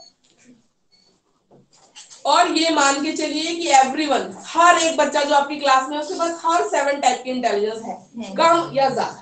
ये मैंने बोला ना कम या ज्यादा। आपको रोड क्रॉस करने के लिए भी विजुअल स्पेशल इंटेलिजेंस की जरूरत पड़ती है, वो तो कोई भी रोड क्रॉस कर लेता है, लेकिन आपको आइडिया नहीं कि मैंने स्पेस का आइडिया लगाया तब मैंने रोड क्रॉस किया, ये भी एक टाइप की इंटेलिजेंस होती है, समझ होती है। पुराने लोग होते हैं, उन्होंने कॉलेज नहीं गए होते है ना, स्कूल नहीं गए होते, पढ़ना भी हो सकता है नहीं आता हो, लेकिन कौन सी नॉलेज नहीं थी उनमें, बहुत नॉलेज थी। ये सारे एग्जांपल हम अगर अचानक से लिखते लिखते, हाँ बिल्कुल दे सकते हैं, कोई नहीं काट रहा, आपको पॉइंट वाइज लिखिए और बिल्कुल दीजिए। मतलब बुक का एक लिखा है, मुझे नहीं याद आ रहा, अपने आप से देना है कि नहीं दे सकते, बिल्कुल दे सकते हैं, ठीक है। विजुअल स्पेशल नॉलेज, ठीक है। लिखना तो होगा।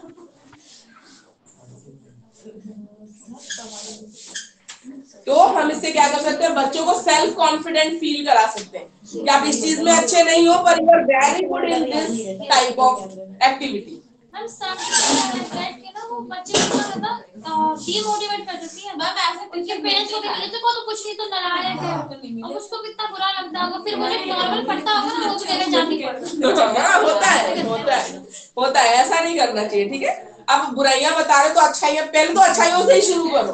एक तरीका भी होता है, क्रिटिसाइज करने का भी एक तरीका होता है। वो ऐसे ही बोल देते हो कि you are good for nothing, ये तो बहुत गलत बात है ना, इस लेवल पे ऐसा नहीं होना चाहिए।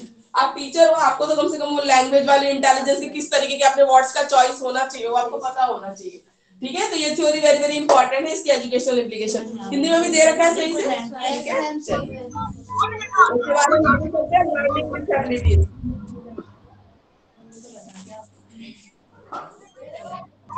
मैम एक बार हिंदी में पॉइंट्स क्लियर कर दीजिए प्लीज। हाँ बोलिए, क्या बोल रहे हैं, हिंदी का page number. No ma'am, Hindi में एक बार आप क्लियर कर दीजिए पॉइंट्स जो लास्ट में आपने समझाया था। हिंदी में जो पॉइंट्स है, implications of intelligence in teaching learning, शिक्षण एवं अधिगम बुद्धि का योगदान।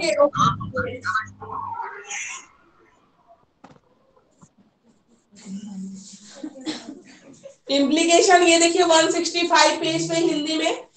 पहला है आपका चुनाव में सहायक। चुनाव में सहायक मतलब बच्चों में से आप सिलेक्ट करोगे कौन से बच्चे में कौन सी इंटेलिजेंस ज्यादा है, ठीक है, कौन से फील्ड में वो जा सकता है। क्लासिफिकेशन ऑफ चिल्ड्रन, बच्चों को कैटेगराइज करना उसके हिसाब से। हेल्पफुल इन लर्निंग प्रोसेस, मैंने बोला ना अपने कंटेंट को इस तरीके से अरेंज कीजिए कि ज्यादा से ज्यादा टाइप ऑफ इंटेलिजेंस को आप इंक्लूड कर सके, ठीक है। Helpful to know the potential of child, बच्चे में किस टाइप की इंटेलिजेंस है इसका आप पता लगा सकते हैं।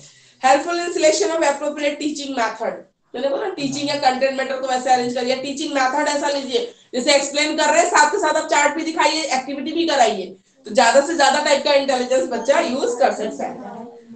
एप्रोप्रिएट करिकुलम, ठीक है।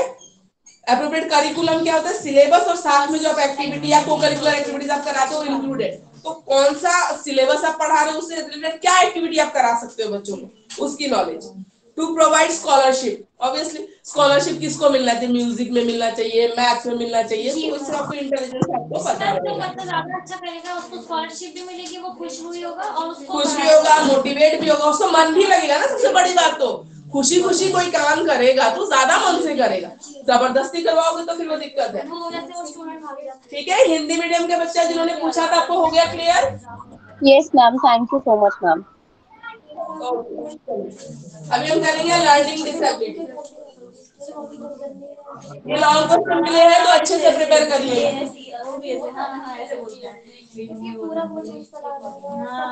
लर्निंग डिसेबिलिटी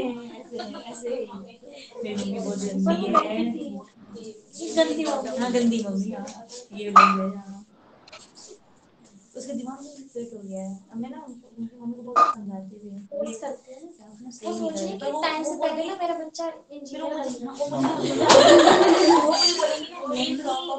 मेरा बच्चा पहले था ना नर्सरी में, तो जैसे में जाती थी लोग बोलते थे देखो असली मम्मी आ गई, मुझे ऐसा चाहिए बच्चा। मेरा वाला तो थर्ड में है, ऐसे पढ़ने में बहुत अच्छा है, ओलंपियाड में गोल्ड मेडल लाया पूरे क्लास में स्कूल टॉपर, वैसे उस दिन एबीसीडी भूल गया। हंसी आ गई, मैंने बोला कि मम्मा आजकल बोलता नहीं लिखता नहीं ना, मैं भूल गया, वर्ड सीख गया, सेंटेंस सीख गया थर्ड क्लास से, और एबीसीडी भूल के बाद कह रहा है पता नहीं क्या ही बोला, आर बोला, फिर कुछ बोल रहा है, बोले एक बार पढ़ ले तो बेइज्जती वाली बात है, तो नाम मैंने बोला तो नाम डुबा देगा, हंसी वाली बात है, तो करेगा हाँ मम्मा अभी याद करता हूँ। मैं हमारी 11th क्लास में हिंदी की टीचर थी, वो कहती तुम्हें क ख ग नहीं आता, मतलब 12 क्या कहते हैं, तो मतलब मैंने कहा मैम वो तो बचपन में इसलिए सीखा था ताकि हिंदी पढ़ ले, अब हमें हिंदी पढ़ने आती है तो 12 क्यों सीखेंगे, तो वो इंसल्ट कर दी कि तुम्हें कुछ नहीं आता, ऐसे बोल रहे हैं। मतलब याद नहीं हो तो वही अब थर्ड में आ गया तो लिखा नहीं, उससे वर्ड सीख गया, स्पेलिंग सही लिख गया, सब एबीसीडी भूल गया, तो वैसे ही पूछ लिया, तो ये भी होता है क्या मुझे नहीं पता, तो एबीसीडी भूल जाते हो तो फिर याद हो जाता है। हां, तो फिर मैंने बोला कि तू याद कर ले, तो बेइज्जती वाली तो मेरी बेइज्जती करा देगा, एबीसीडी नहीं आती, फिर कह रही मम्मा अभी याद कर लो। फन में मैंने उसको नहीं डांटा कि तू एबीसीडी भूले, बाकी सब तो इतना अच्छा कर ही रहे, मैं भूल गया होगा, इतना क्या है, मैं भी ऐसे ही थी, हैप्पी गो लकी, इतने लोड लिया नहीं कभी उसमें पढ़ाई वढ़ाई इन चीजों को लेके, वैसे जिसमें इंटरेस्ट था वो कभी फादर मतलब पेरेंट्स ने भी कभी प्रेशराइज नहीं किया कि ये पढ़ो ऐसे पढ़ो, मेरे फादर कहते थे जो अच्छा लगता है वो पढ़ो, और हमेशा मैंने ऐसे ही पढ़ा है, तो मैं खुद इतना फन लविंग और ऐसे पढ़ी हूँ, तो मैं अपने बच्चे बेटे को कभी प्रेशराइज नहीं करती, तो मैं हंसी रही थी कि तू एबीसीडी भूल गया, याद कर ले, और याद भी कर लिया उसने 2 मिनट में। अब उस चीज को लेके मैं उसको प्रेशराइज कर देती, ऐसे कर देती, तो बच्चा भी वैसे बन जाता है। हाँ, डरा दो या वैसे कर दो, फन में तो उसने 2 मिनट में याद कर लिया, तो वो चीज है, थोड़ा सा ना प्रेजेंट भी लर्निंग को एज अ फन बना के रखो, उसको प्रेशराइज करोगे ना बच्चे दूर भागते हैं। मैम आजकल के बच्चे तो आप कुछ बोलो तुरंत जवाब दे देंगे, छोटे हो या बड़े हो, जब प्यार से बोलोगे तभी सही से बात करेंगे। हाँ, बड़ों के बच्चे के भी एडोलेसेंट भी होते हैं, जैसे बड़े होते जाते हैं, फ्रेंडली बिहेव करोगे तो बातें शेयर भी करेंगे, बताएंगे भी, नहीं तो फिर कोई नहीं सुन रहा, कोई नहीं सुन रहा। चलिए लर्निंग डिसेबिलिटी ध्यान से सुनिए, न्यू टॉपिक है आपका, ठीक है, लर्निंग डिसेबिलिटी। लर्निंग डिसेबिलिटी क्या होता है, जैसे हमारे अगर फिजिकल इश्यूज होते हैं, ठीक है, जैसे किसी को चलने में दिक्कत आती है, कोई मेंटली रिटार्डेड है, तो वो डिसेबिलिटी अलग टाइप की होती है, बॉडी से रिलेटेड, ठीक है, ब्रेन से रिलेटेड। पर लर्निंग डिसेबिलिटी वो होती है जिसमें पढ़ने में दिक्कत आती है बच्चों को, तारे जमीन पे उसको क्या था, डिस्लेक्सिया था, ठीक है, तो उसमें डिस्लेक्सिया ही नहीं होता, और भी हम डिफरेंट टाइप्स पढ़ेंगे, और भी अलग अलग टाइप की लर्निंग डिसेबिलिटी होती है, ठीक है, तो कौन कौन सी टाइप की लर्निंग डिसेबिलिटी होती है, उसमें क्या क्या दिक्कत होती है, ठीक है, ये सब चीजें हम देखेंगे। मैंने तारे जमीन पे देखी नहीं,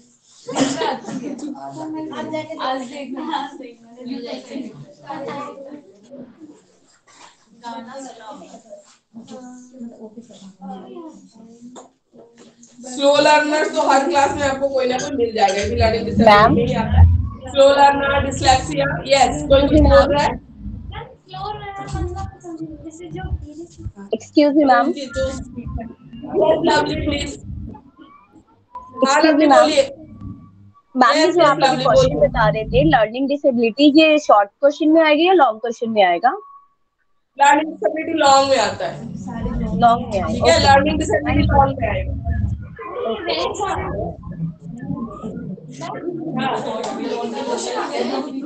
टोटल तो आते हैं, ऑप्शन में तो चांसेस रहते हैं, तो ऑल्टरनेट होकर रिपीट हो ही रहे, कुछ तो फिक्स है जो शॉर्ट में तो बता ही दूंगी आपको, शॉर्ट में आएगा, क्योंकि इतने सारे जितने हमने पढ़े ना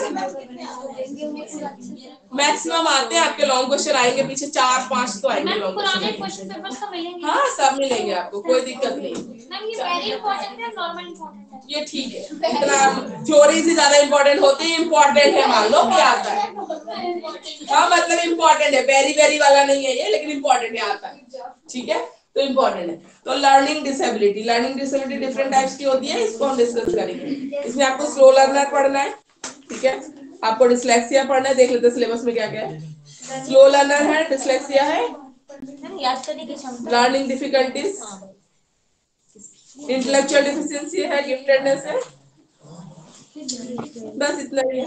लर्निंग मतलब उसमें याद करने की क्षमता में, याद करने की क्षमता से दे रखा है लर्निंग, नहीं और भी बहुत सारी चीजें होती है, हैंड आई कोऑर्डिनेशन होता है, बहुत सारी चीजों में दिक्कत होती है, अभी हम डिस्कस करेंगे, ठीक है।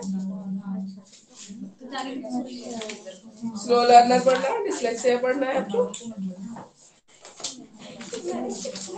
फिर उसके बाद क्लास, बहुत बातें हो रही है मैम ये देखने में तो बहुत इम्पोर्टेंट लग रहा है। नहीं इम्पोर्टेंट है, ये इम्पोर्टेंट है, आता है ये, ऐसा नहीं है, लेकिन इसमें इम्पोर्टेंट क्यों बोल रही हूँ, लॉन्ग में लिसन क्लास, बाहर समझ जाओ, बैठ जाओ शांति से, नहीं तो ठीक है।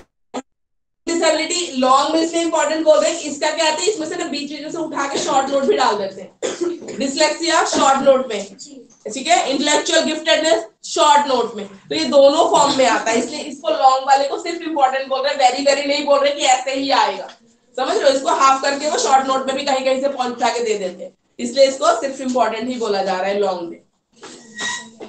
तो चलिए स्टार्ट करते हैं इसको, लर्निंग डिफिकल्टीज में से।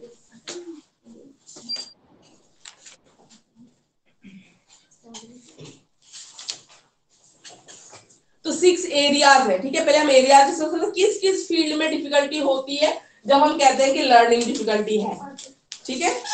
पहला होता है हैंड आई कोऑर्डिनेशन, ठीक है, हैंड आई कोऑर्डिनेशन में सिर्फ तुम देख रहे हो, है ना, तो हमें पता है, मानो टीचर में बचपन नर्सरी की बात कर रहे हैं, ए बना रही है, बी बना रही है, कुछ भी बना रही है, बच्चा देख के लिखना सीखता है ना जब, तो वो देखता है हैंड, आंखों से देख रहा है, ठीक है, और हाथ से बना रहा है, टीचर ने ऐसे लाइन बनाया, ऐसे लाइन, अब वो देख रहा है पर उसका हाथ यहाँ से यहाँ जा रहा है, हैंड आई कोऑर्डिनेशन नहीं होता है बच्चों में, होता है, ऐसे केसेस भी होते हैं जहाँ बच्चा हैंड आई कोऑर्डिनेशन नहीं बना पा रहा है, ठीक है, तो उसमें उसको दिक्कत आती है, लिखने में आ सकती है, ठीक है, दिक्कत आ सकती है, हैंड आई कोऑर्डिनेशन में राइटिंग में उसको दिक्कत आ सकती है, उसकी राइटिंग तुम्हें समझ में नहीं आएगी क्या लिख रहा है, कि कुछ लेटर का कुछ बना रहा है, ऐसा भी होता है, ठीक है, तो ये एक लर्निंग डिफिकल्टी में आता है, ठीक है, ये बच्चा स्पेलिंग गलत पढ़ सकता है, ठीक है, रीडिंग गलत कर सकता है, समझने में दिक्कत आ सकती है, ठीक है, नहीं हैंड आई कोऑर्डिनेशन में राइटिंग में दिक्कत आएगी, ठीक है, बाकी सब चीजों में सही रहेगा, हैंड आई कोऑर्डिनेशन बोल रहे हैं ना, ठीक है, राइटिंग में दिक्कत आएगी, बाकी रीडिंग सही कर लेगा, स्पेलिंग कर लेगा, बाकी चीजें कर लेगा, राइटिंग में दिक्कत आएगी,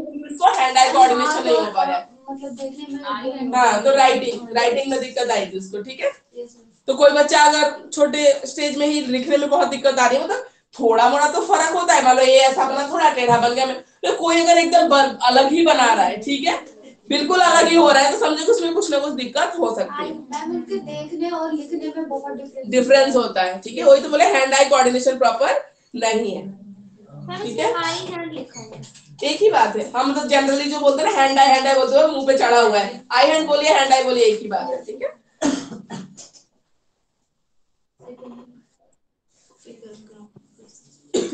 फिगर ग्राउंड परसेप्शन,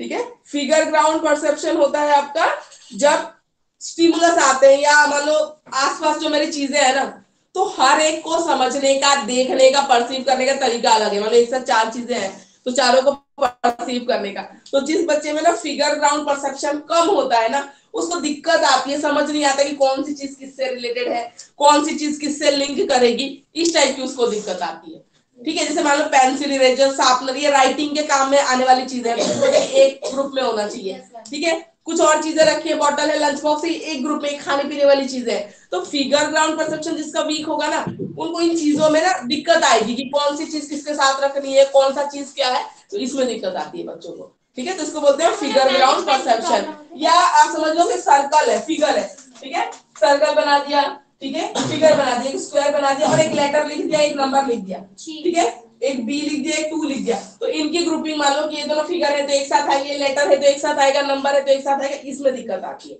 मतलब एक साथ बहुत सारी चीजें होंगी तो परसीव करने में उनको दिक्कत आती है। एक साथ एक से ज्यादा चीजें होंगी ना समझने के लिए तो उसको परसीव करने में उनको दिक्कत आती है, ठीक है, इसको बोलते हैं। ठीक है, या कौन सा इंपॉर्टेंट है, किसको सिलेक्ट करना है, किसको नहीं करना है। मतलब कौन सा सिमिलर ग्रुप में आ रहा है, कौन सा नहीं करना है। सिमिलर, डिसिमिलर वाले को क्रॉस लगाओ, सिमिलर वाले को एक साथ रखो, तो वो सब कंफ्यूजन होती है ऐसे बच्चों को। उसके बाद हम आते हैं फिगर कॉन्स्टेंसी। फिगर कॉन्स्टेंसी में, ठीक है, पिक्चर रिकॉग्निशन करना, शेप्स, ग्राफिक्स, लेटर्स, ठीक है। तो जिस बच्चे में इसकी दिक्कत होगी ना उसका होगा बहुत कॉन्क्रीट लेवल पे होता है उसका कंसेप्शन। जैसे जो भी आप पढ़ाओगे ना उसको दिखाना पड़ेगा, समझाना पड़ेगा, वैसे इसको दिक्कत आती है फिगर को इमेजिन वगैरह करने में। सिंबल्स, फिगर्स आइडेंटिफाई करने में उसको दिक्कत आएगी, ठीक है। मान लो सिंबल बना दिया मैंने किसी चीज का, उसको समझा रहे हो तो उसको कॉन्क्रीट मेथड से समझाना पड़ता है हर एक चीज। एप्पल की ड्राइंग बना दी ना तो उसको परसीव करने में दिक्कत है, प्रॉपर एप्पल ला के उसको दिखाओगे तो वो समझने में आसानी रहेगी उसके लिए।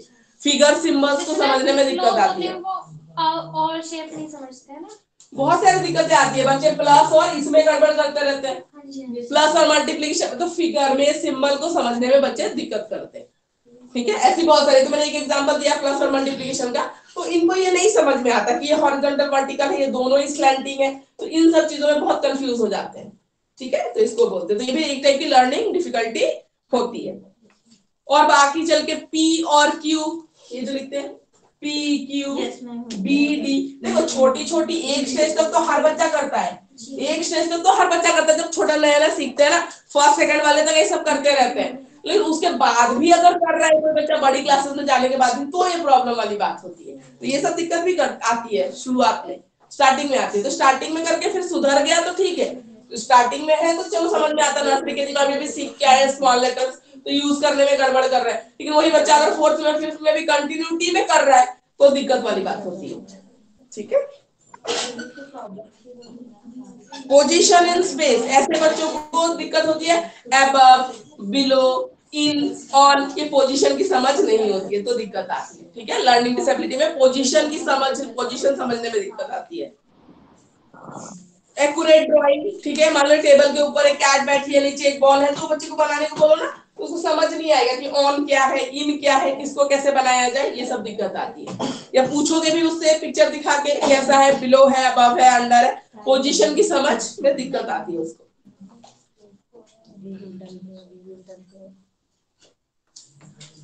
स्पेशियल रिलेशन, ठीक है, स्पेशल वो वाला, स्पेशल स्पेस वाला, गैप वाला, ठीक है।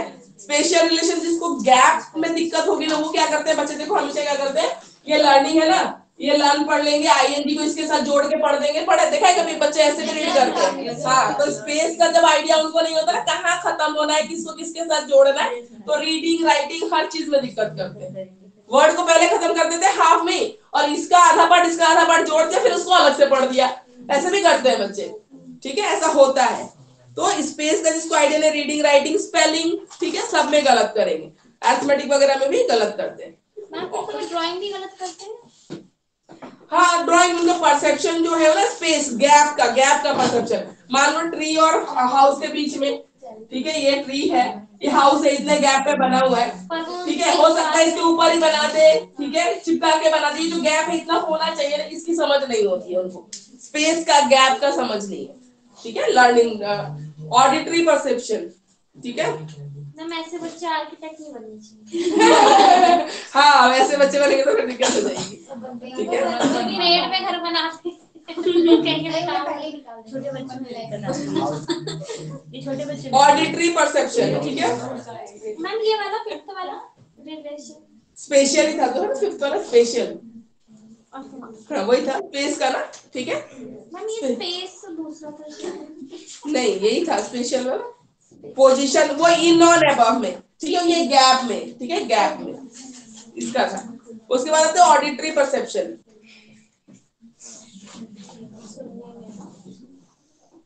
ठीक है।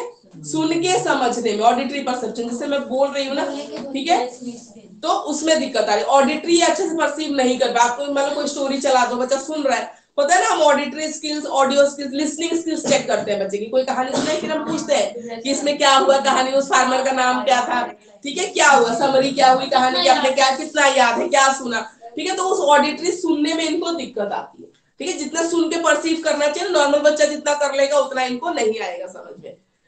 उसके बाद कॉग्निटिव एबिलिटीज, कॉग्निटिव एबिलिटीज में सब कुछ ही आ जाता है। मेंटल ब्रेन की प्रोसेसिंग, जो हमने बोला मेमोराइजेशन हो गया, लॉजिकल हो गया, रीजनिंग हो गया, इसको हम क्या बोलते हैं, कॉग्निटिव एबिलिटीज हम बोलते हैं, ठीक है। तो इसमें दिक्कत होगी तो बच्चा मेमोराइज नहीं कर पाएगा, याद नहीं रख पाएगा, भूल जाएगा बहुत जल्दी। लॉजिकल रीजनिंग, जो बाकी नॉर्मल एवरेज बच्चा जितना लॉजिक रीजनिंग दे देगा आपको उस क्वेश्चन का, ऐसे बच्चे नहीं दे पाते, ठीक है। मेमोरी है, इसमें दिक्कत आती है मेमोराइजेशन में, ठीक है, नहीं कर पाते हैं सही से। रिसेप्टिव लैंग्वेज, वर्बल जो फ्लुएंसी होगी लैंग्वेज की वो इनमें नहीं होती है। एक्सप्रेसिव लैंग्वेज, प्रॉपर सिंटैक्स, जो स्ट्रक्चर एक होता है सेंटेंस के बनाने का, वो सब लैकिंग रहेगा, इनमें नहीं होता है। तो ये डिफरेंट डिफरेंट एरियाज हैं, ठीक है। एरियाज, तो हमने एरियाज पढ़ा कि जिसमें डिफिकल्टी आ सकती है बच्चों को, ठीक है, किस किस टाइप की, किस किस जोन में, किस किस एरिया में डिफिकल्टी आ सकती है। अब आइडेंटिफिकेशन, ये बहुत इंपॉर्टेंट होता है। ऐसे बच्चों को as a teacher how will you identify, ठीक है, ये पता होना चाहिए आपको। तो जितने भी डिसेबिलिटीज पढ़ोगे ना, उसके आइडेंटिफिकेशन बहुत इंपॉर्टेंट है, ठीक है।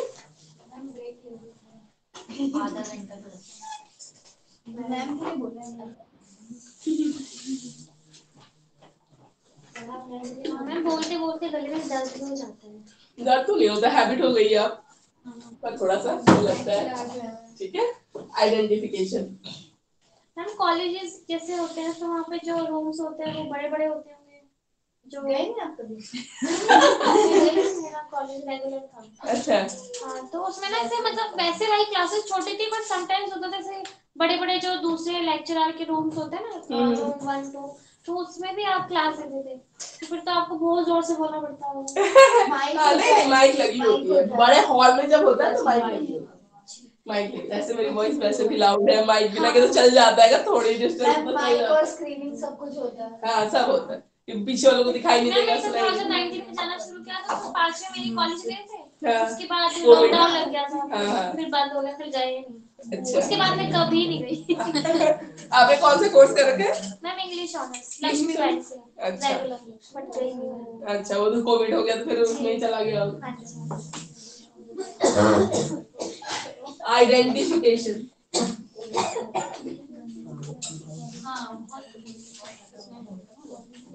आइडेंटिफिकेशन, ठीक है। तो लर्निंग डिसेबिलिटी वाले बच्चों को कैसे आप आइडेंटिफाई करें, क्या क्या सिम्टम्स है जो आपको ध्यान में रखने हैं, ठीक है।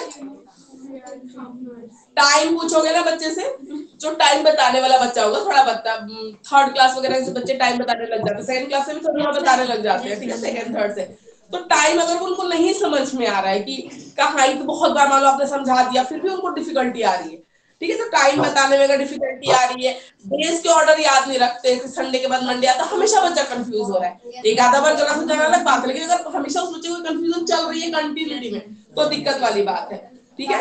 मैथमेटिकल टेबल्स, ठीक है, आज तक कभी उसको लर्न हुए ही नहीं कंप्लीट, हमेशा पजल हो जाता है, आगे पीछे हो जाता है, हमेशा हो जाना, ठीक है, ये सही नहीं होता। इंग्लिश वाले बच्चे हम कह रहे हैं आइडेंटिफिकेशन 106 पेज नंबर पे, ऐसे बच्चों की आइडेंटिफिकेशन कैसे करोगे, लर्निंग डिसेबिलिटी वाले, ठीक है। हिंदी की बुक में कहाँ पे है? 170, ठीक है, 170 हिंदी में, और इंग्लिश में 106, 106 हिंदी में 170, identification of the children having learning difficulty. उसके बाद अपने वर्क को, काम को ऑर्गेनाइज तरीके से ना कर पाना, late submission of class work, ठीक है, सारे बच्चे कर लिया सबने क्लास में, आप कुछ काम करवा रहे हो, वो बच्चा हमेशा लेट, एक दिन लेट चलता है, 2 दिन, तो कुछ ना कुछ तो दिक्कत हो रही है, ठीक है, तो वो नहीं हो पा रहा है, तो आप देखो उसको। डल एंड स्लो देखना, अपने रेस्पॉन्सेज में डल एंड स्लो होना, ठीक है, क्लास में कुछ बच्चों से कुछ पूछो तो बोलते नहीं है, ठीक है, तो डल एंड स्लो। बच्चों को पता होता है कि वैसे नहीं। हाँ, तो वो आइडेंटिफाई करना, वो जो डिस्क्रिमिनेट करना आपको आना चाहिए कि ये वैसा वाला केस है, कैसा है, पहले तो मोटिवेट ही करोगे आप, प्यार से बोलो कि कोई बात नहीं बेटा बोला करो। तो आपके मोटिवेशन के बाद अगर फर्क दिख रहा है, ये चीजें दिखेंगी ना, फिर ऐसा कुछ होगा। तो ओरल इंस्ट्रक्शंस को याद नहीं रख पाते, अभी अभी आपने जो बात बोली होगी ना उनको याद नहीं होती, ठीक है। उसके बाद लिसन और अंडरस्टैंड नहीं करते इंस्ट्रक्शंस को जब आप क्लास में बता रहे होते हो, और जब उनसे पूछोगे ना क्या बोला, वो बिल्कुल ब्लैंक होते हैं, उनको नहीं पता होता क्या बोला है आपने, ठीक है। इनकंसिस्टेंसी होती है क्वालिटी ऑफ परफॉर्मेंस में, टाइम टू टाइम, कभी ये बहुत ही अच्छा करेंगे, कभी बहुत ही बेकार कर दिया रिजल्ट, कभी बहुत अच्छे से डिफिकल्ट सम भी सॉल्व कर देते, कभी इजी भी नहीं कर पाते। इनकंसिस्टेंसी, ठीक है, परफॉर्मेंस में बहुत ज्यादा डिस्ट्रैक्ट हो जाते हैं, बहुत जल्दी कंफ्यूज हो जाते हैं, लेफ्ट और राइट में बहुत कंफ्यूजन रहती है जैसे बच्चों को, ठीक है। शांति से नहीं बैठ सकते, शोर मचाते रहते हैं या शरारती, खैर वो तो इंटेलिजेंट बच्चा है ना, उसका दिमाग भी बहुत ओवर चलता रहता है, वैसे बच्चे भी करते हैं। तो उसमें आपको डिफरेंशिएट करना पड़ेगा, कुछ सिंबल्स दे रखे हैं,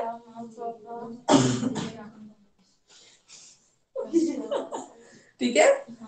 जब पढ़ेंगे ना, या तो एक वर्ड को 2 बार पढ़ेंगे या आउटलाइन को मिस करेंगे। सिंथेसाइजिंग ऑफ वर्ड, स्पेलिंग जैसे करेक्ट नहीं पढ़ते, जैसे BEG है उसको, ठीक है।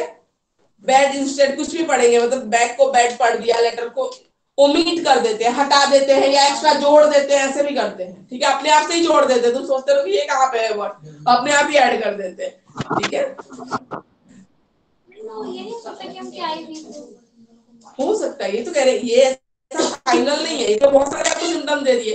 अब आप धीरे धीरे तो देखो, पहले तो हम जनरल ही असम्पशन लेके चलेंगे कि हो सकता है उसकी आई साइट वीक हो, और चश्मा भी लगवा दिया, कुछ ऐसा भी था भी, उसके बाद भी अगर आ रही है कंटिन्यूअसली अगर ये चल रही है चीजें ना, तब दिक्कत की बात है। जैसे फर्स्ट क्लास में भी ऐसा था, थर्ड में, फोर्थ में, सिंबल में तो बी और डी, पी और क्यू का भी बोलते हैं, लेकिन वो तो फिर बाद में ठीक भी हो जाता है बच्चों का। तो पहले तो अब नॉर्मल असम्पशन मान के चलो, लेकिन आपकी क्लास में भी था, आगे भी टीचर बोल रही है, आगे भी 3-3, 4-4 साल तक कंटिन्यूटी में चीजें चल रही है, फिर तो नहीं है, फिर कोई दिक्कत ही है बच्चे को, ठीक है।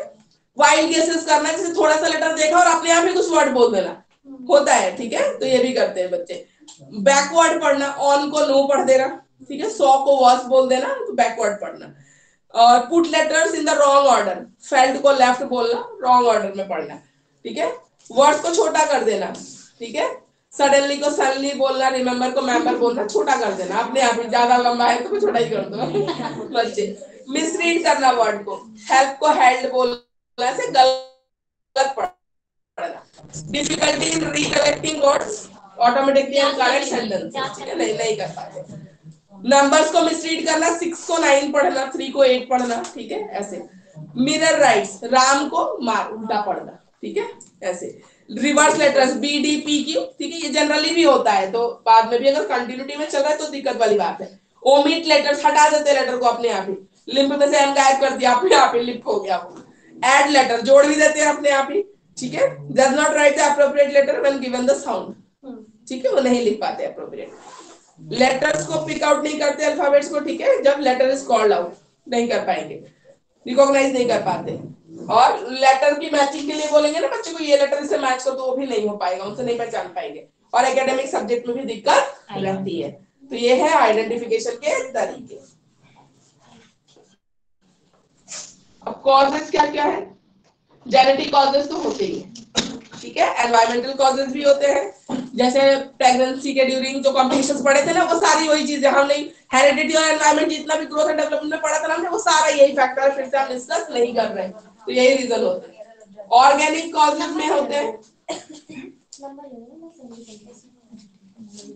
ठीक है। ऑर्गेनिक कॉजेस में होता है ब्रेन डिसफंक्शन, ब्रेन में अगर कोई प्रॉब्लम आई है तो उसको बोलते हैं ऑर्गेनिक कॉजेस। तो इसमें भी प्रीमेच्योर बर्थ, एनोक्सिया, ब्रेन में प्रॉब्लम आती है, मैं बोला था कॉर्ड लिपट जाएगा, ब्रेन में ऑक्सीजन नहीं जाएगी, तो बहुत सारे इशू आ सकता है। तो ये सारी वही चीजें होती है, तो इसको रीड कर लेना। ग्रोथ एंड डेवलपमेंट के हमने पढ़ा था, फैक्टर्स इफेक्टिंग, उसमें हमने हेरिडिटी, एनवायरनमेंट डिस्कस किया था, उसमें हम सब चीजें डिटेल में हमने पढ़ी थी, ठीक है। तो ये वही चीजें हैं, तो फिर से डिस्कस नहीं कर रहे। इसके बाद आपका आता है स्लो लर्नर, स्लो लर्नर, पहले हमारा आता है स्लो लर्नर। मैम ये वीडियोलॉजी पढ़ी है मैम, ये वाला हिंदी वाला, यही तो पढ़ा ना हमने, रीजन, ऑर्गेनिक कॉजेस, जेनेटिक, और ये, ठीक है, ये बताया। हिंदी में बिलाई, भूख लगी, ऑर्गेनिक कुछ नहीं, वो अलग से ऐसे ही दे रखा है।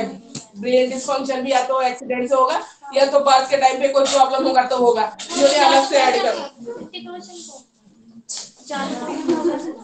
दो चीजें हो सकती है, ठीक है। ब्रेन में दिक्कत एक आ सकती है, एक जब बच्चा मदर वूम के अंदर है, ठीक है, मदर अगर अच्छा फूड नहीं लग रही, अल्कोहलिक है, ठीक है, स्मोक कर रही है, उन सब रीजन से, या at the time of birth हो सकता है जब जो डॉक्टर्स है वो एक्सपीरियंस नहीं होते, ठीक है। तो डिलीवरी के टाइम पे हमने बोला था ना फोर्सेप का यूज करना पड़ता है हेड को बाहर लाने के लिए, कितना प्रेशर डालना है, इनएक्सपीरियंस डॉक्टर्स को पता नहीं है। तो अगर फोर्सेप से ये ब्रेन का पोर्शन ज्यादा दब जाता है ना, तो जो नर्व से दब गई अगर तो बाद में बच्चे को दिक्कत आती है, ठीक है। या at the time of delivery cord बच्चे के मदर और बेबी कॉर्ड से जो अटैच होते हैं, वो कॉर्ड अगर बेबी के गले में लिपट जाता है ना, ब्रेन तक ऑक्सीजन नहीं पहुंचता, तो भी दिक्कत आती है, ठीक है। हिंदी में देखिए अधिगम असमर्थित बालकों की पहचान, आइडेंटिफिकेशन, ठीक है। कॉजेज, हाँ स्लो लर्नर तो आपका ये शॉर्ट नोट में भी आ सकता है या लॉन्ग में आएगा पूरा का पूरा, ये है सिलेबस में, वो करना है। तो पहचान तो दे रखा है, ठीक है। बालकों की समस्याएं, समस्याएं तो अभी भी हमने की ना, जो डिफरेंट डिफरेंट जोन किस किस एरिया में दिक्कत आ सकती है। अब यहाँ पे देखो डिसलेक्सिया, डिस्ग्राफिया, ये सब, डिसकैलकुलिया, ये सब पढ़ेंगे और स्लो लर्नर। तो पहले हम स्लो लर्नर ही पढ़ रहे हैं, हिंदी में क्या है स्लो लर्नर, पीछे होगा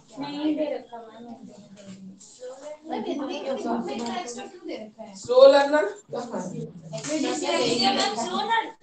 नहीं नहीं, डिसलेक्सिया डिस्ग्राफिया वो अलग होता है, स्लो लर्नर अलग होता है। इसमें तो सीधा प्ले आ गया, स्लो लर्नर नहीं है।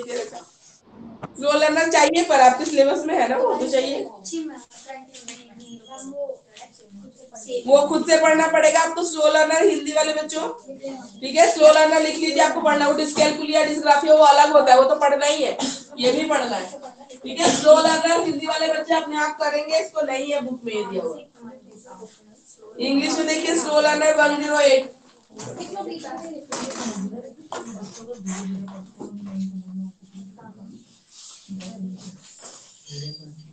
स्लो लर्नर्स वो होते हैं जो एवरेज या बिलो एवरेज बच्चे के मुकाबले भी चीजों को बहुत स्लोली परसीव करते हैं या समझते हैं या अंडरस्टैंड करते हैं, बिल्कुल उससे भी नीचे स्लो लर्नर्स, ठीक है, उनको बोलते हैं स्लो लर्नर।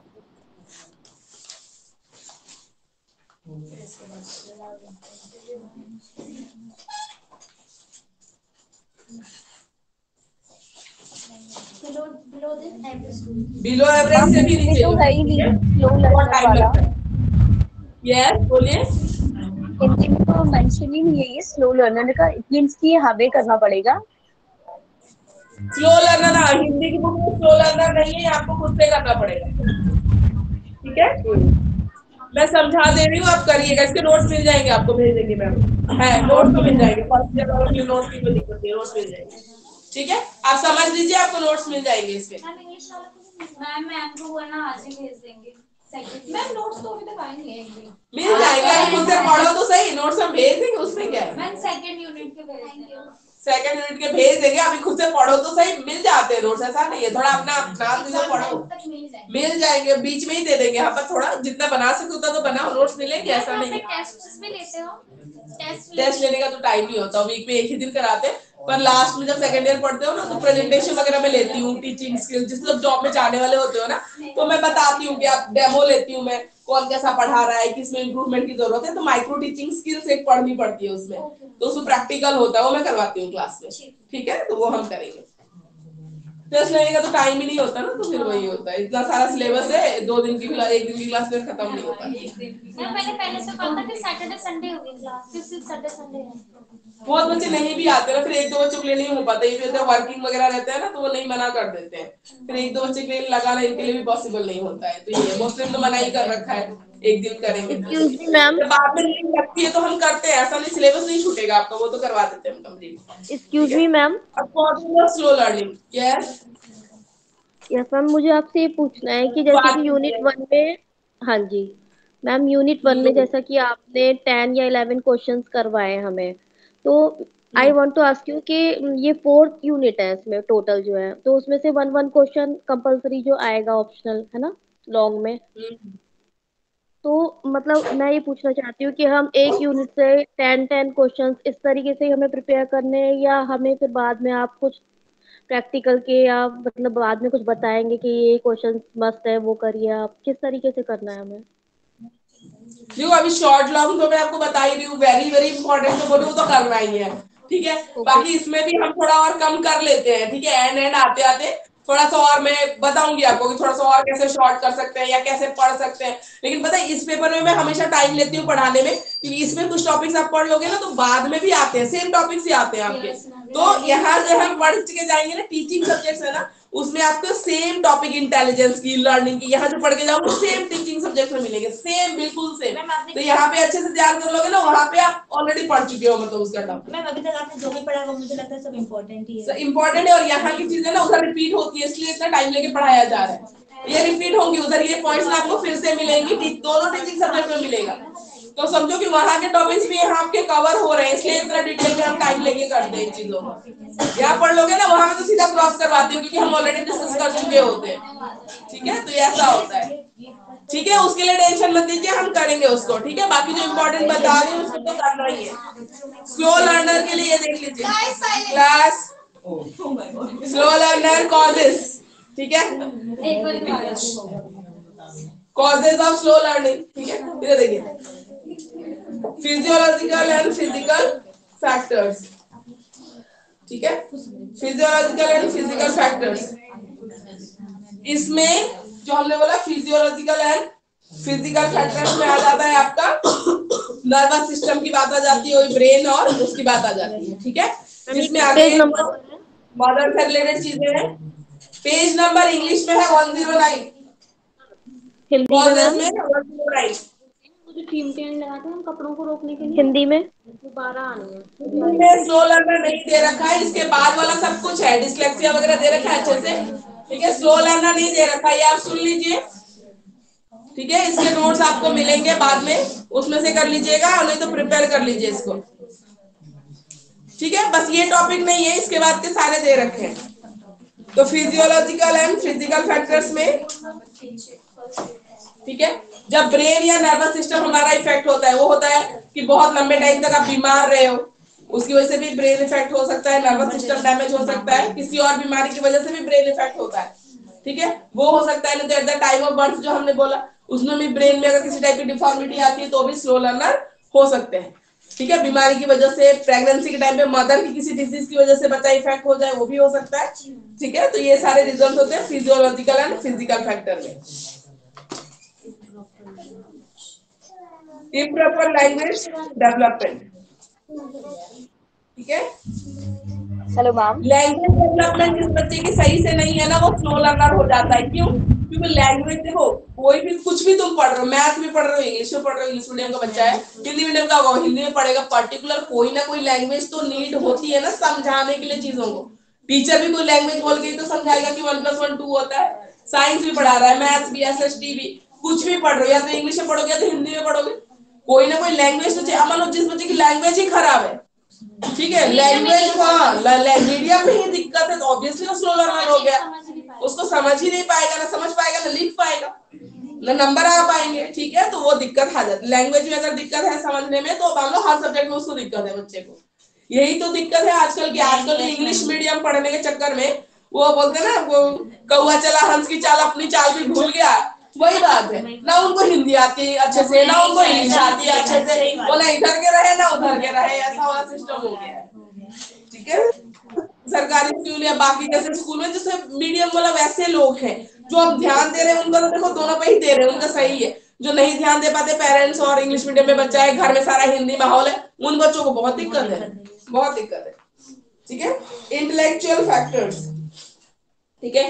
इंटेलेक्चुअल इनफेरियरिटी कहीं ना कहीं स्लो लर्निंग में कंट्रीब्यूशन करता है। इंटेलेक्चुअल इनफेरियरिटी में आपका आ जाएगा IQ लेवल। जिन बच्चों का IQ लेवल कम है ना, समझ कम है, वो ऑब्वियसली स्लो लर्नर कैटेगरी में ऑटोमेटिक ही चले जाएंगे। अच्छा मैम, ये मैं पूछे जैसे बच्चे को, जैसे बच्चे इंग्लिश मीडियम में पर है ना, वो जैसे मैम स्कूल में भी तो मैडम जो इंग्लिश मीडियम की कोई स्कूल है, फिर भी मैडम लोग जब सोशल या साइंस पढ़ाती है तो बच्चों को हिंदी में ही एक्सप्लेन करती है। तो बच्चा तो मैम इससे इफेक्ट हो रहा है ना, क्योंकि वो तो फिर हिंदी में ही वो सोच रहा है, वो इंग्लिश में तो सोच नहीं रहा उस सब्जेक्ट के बारे में। बाइलिंगुअल है इसे मैथ्स में बाइलिंगुअल ही पढ़ा रही है, मेरे बच्चों को दिक्कत नहीं है, वो इंग्लिश में फिर वो लिख लेता होगा, फिर वो लिख लेते हैं, ऐसा कुछ नहीं है। बाइलिंगुअल अंडरस्टैंडिंग ना, कुछ चीजें ना बच्चे देखो कितना भी अंग्रेज है ना, कोई इतना अंग्रेज है, बाहर तो मिल ही जाएंगे हिंदी बोलने वाले लोग, है ना। अगर 3 साल के बच्चों को पूरा इंग्लिश में बताएंगे उसको तो समझ ही नहीं आएगा फिर। वही मैं बोल रही थी मैम, वही बोल रही थी मैं कि जैसे बच्चों को एकदम हर चीज में, जैसे सब्जेक्ट भी मैं साइंस पढ़ा रही हूँ, मैं एक्सप्लेन भी इंग्लिश में कर रही हूँ, तो वो तो समझ ही नहीं पाएगा मैम। हाँ नहीं, बाइलिंगुअल खूब फर्क पड़ता है, आपके घर में कैसा माहौल है, ठीक है, बचपन से उसके घर में इंग्लिश बोलते हैं फिर तो वो समझ जाएगा। लेकिन ऐसा कहीं है नहीं इंडिया में। अगर मान लो पेरेंट्स हैं भी बोलने वाले तो दादा दादी होंगे, नाना नानी होंगे, कहीं से तो हिंदी बच्चा सुन रहा है, ऐसा नहीं है। आप बोल रहे हो ना क्लास में 30 बच्चे, सबके घर में एक जैसा माहौल नहीं है, बच्चे आपस में तो हिंदी में ही बात कर रहे हैं, तो बाइलिंगुअल विल बी बेटर, ठीक है, बाइलिंगुअल सही रहता है। तो कॉजेज में आपका इंटेलेक्चुअल फैक्टर भी आ जाता है, अगर आईक्यू लेवल कम है बच्चा ऑटोमेटिकली स्लो लर्नर की कैटेगरी में चला जाएगा। उसके बाद आते हैं इम्प्रॉपर स्टिमुलेशन, ठीक है, इम्प्रॉपर स्टिमुलेशन में आ जाएगा एंजाइम सिस्टम, ठीक है, जो मोटिवेट करते हैं डिफरेंट ग्लैंड्स को पढ़ा था, एंडोक्राइन सिस्टम याद आ रहा है, डिफरेंट एंजाइम्स हार्मोन्स हैं जो रिलेटेड है, तो अगर वो सब चीजें नहीं सही से एक्टिवेट हो पा रही है ना तो भी दिक्कत हो जाती है। हार्मोन इम्बैलेंस है, इम्बैलेंस नहीं बोलते, जैसे प्रॉपर अमाउंट में रिलीज ही नहीं हो रहा है, ठीक है, तो वो इफेक्ट करेगा बच्चे की ग्रोथ को, फिजिकल ग्रोथ और इंटेलेक्चुअल डेवलपमेंट को इफेक्ट करेगी, तो अल्टीमेटली ऐसा, ठीक है। वैसे मैम हिंदी में क्या पॉइंट है उसे भी बता दीजिए। हिंदी में स्लो लर्नर नहीं दे रखा, ठीक है, ये पॉइंट ही नहीं है आपकी बुक में, इसके बाद वाले जो लर्निंग डिफिकल्टी आएगी ना, डिस्लेक्सिया, डिस्ग्राफी, ये सब कुछ है, ठीक है, तब मैं आपको बताऊंगी। स्लो लर्नर वाला पॉइंट नहीं है आपकी बुक में। मैम स्लो लर्नर में हम इस मानसिक मान्यता का नाम दे सकते हैं? हाँ बोलिए। स्लो लर्नर में हम मानसिक मंदता इन हिंदी मतलब हम ये टॉपिक में ऐड कर सकते हैं? कौन सा? मानसिक मंदता। हाँ मानसिक मंदता ही होती है स्लो लर्नर। कहाँ पे, कौन सा पेज पे? इनको तो मिला भी पेज नंबर बताइए। गूगल पे सर्च किया है ये। हाँ हाँ वही है, स्लो लर्नर को वही बोलते हैं, मानसिक मंदता ही बोलते हैं, ठीक है। पुअर इकोनॉमिक कंडीशन, ठीक है, पुअर इकोनॉमिक कंडीशंस में, ठीक है, कैसी उसमें रहते हैं बच्चे, उनका पुअर इकोनॉमिक कंडीशन में क्या आ जाएगा, प्रेगनेंसी टाइम में मदर ने कैसी डाइट ली है, मान लो उसके पास उनकी अवेलेबिलिटी नहीं है तो बच्चे का डेवलपमेंट तो ऑटोमेटिकली इफेक्ट हो गया, उस टाइम पे इफेक्ट हो गया। या कैसे हॉस्पिटल में जा रहे हैं बच्चे की डिलीवरी के लिए, बहुत सारे इनएक्सपीरियंस डॉक्टर है, कुछ भी हो सकता है, तो इसमें आ जाएगा पुअर इकोनॉमिक कंडीशन में सारी चीजें, ठीक है। डिप्राइव्ड सर्कमस्टेंसेस, एक ही बात हो गई।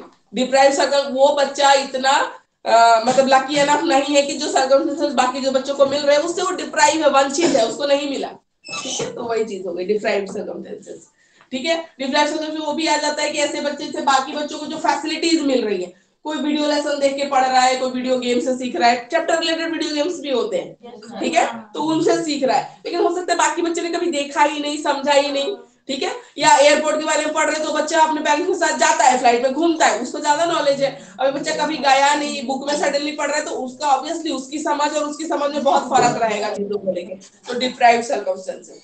Intelligence of family members, IQ, हम इंटेलिजेंस बार बार बोलते हैं, फैमिली मेंबर पे डिपेंड करता है, तो स्लो लर्नर भी है तो कहीं ना कहीं में भी हो सकता है जेनेटिक फैक्टर हो। स्ट्रेटेजिक बिहेवियरल डेफिसिट, ठीक है, पुअर लैंग्वेज और बाकी चीजों में भी रिस्पॉन्सिबल होते जो अभी हमने किया। इंफॉर्मेशन प्रोसेसिंग में दिक्कत आती है तो slow learner obviously, information processing क्या, टीचर समझा रहा है उसको प्रोसेस नहीं कर पा रहा बच्चे का ब्रेन, तो दिक्कत आती है।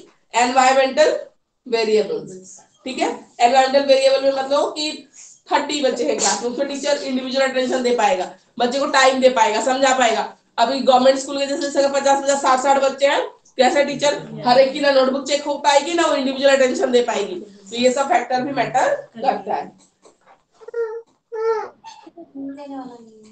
हाँ, और बड़ी क्लास तो टीचर भी क्या करेगा, 60-60 70-70 बच्चों की आप पे पूरा सिलेबस कंप्लीट करने की रिस्पॉन्सिबिलिटी है ना, उसमें अगर एक स्लो लर्नर, 2 स्लो लर्नर, उसको एक्स्ट्रा टाइम देना पड़ता है, अगर उस टाइम होगा तभी तो दोगे, ठीक है, तो वो बात होती है। टीचर चाहे भी तो नहीं कर पाता बहुत सारी चीजें। इमोशनल फैक्टर, इमोशनल फैक्टर में मोटिवेशन, एक तो बच्चा खुद ही स्लो लर्नर है, घर वाले भी ताना मार रहे हैं, टीचर भी बोल रही है you are good for nothing, ठीक है, तो उसका मन भी नहीं करेगा। जो थोड़ा बहुत स्लो लर्नर में वो हाँ स्लो धीरे धीरे सीख रहा है पर सीख तो रहा है ना, तो वो भी उसका मन नहीं करेगा पढ़ने का। तो इमोशनल फैक्टर बहुत, आप उसको सपोर्ट फील कराओ कि पेरेंट्स उसको सपोर्ट कर रहे हैं, टीचर समझते हैं उसकी चीज को, उसको टाइम लगता है पर ही कैन डू इट और शी कैन डू इट, ठीक है, तो ये उसको समझाना पड़ेगा, इमोशनल सपोर्ट रखना पड़ेगा बच्चे के लिए। तो ये सारे हैं फैक्टर्स, ठीक है। सॉल्व कैसे करेंगे, वही जो हमारे कॉजेज आए हैं उन सिचुएशंस को हम रिवर्स कर पाए तो हम सॉल्व कर पाएंगे, ठीक है। तो इसको ज्यादा फिर हम अब आते हैं डिसलेक्सिया पे। ये है हिंदी की बुक में डिसलेक्सिया, देखिए हिंदी में बताइए पेज नंबर 172। मैम टाइम तो हो गया, कितना हो गया? तो टाइम डिसलेक्सिया खाली मैं बता दूं तो क्या होता है, डिटेल में नेक्स्ट क्लास में कर लेंगे। हिंदी में 172, इंग्लिश में 111, इंग्लिश में 111, हिंदी में 172। तो डिसलेक्सिया होती है रीडिंग डिसऑर्डर, इसमें बच्चों को पढ़ने में दिक्कत आती है, ठीक है, पढ़ने में दिक्कत आती है। पढ़ने में किस तरीके की दिक्कत आती है, वही लेटर ओमिट कर देना, ऐड कर देना, रिवर्स पढ़ देना, ठीक है। तो रीडिंग में हर तरीके की दिक्कत इनको आती है। तो रीडिंग पढ़ने में दिक्कत है, बाकी में ठीक है, तो उसको रीडिंग लर्निंग डिसेबिलिटी है, ठीक है। लर्निंग डिसेबिलिटी किस चीज में, पढ़ने में उसको दिक्कत आती है, ठीक है।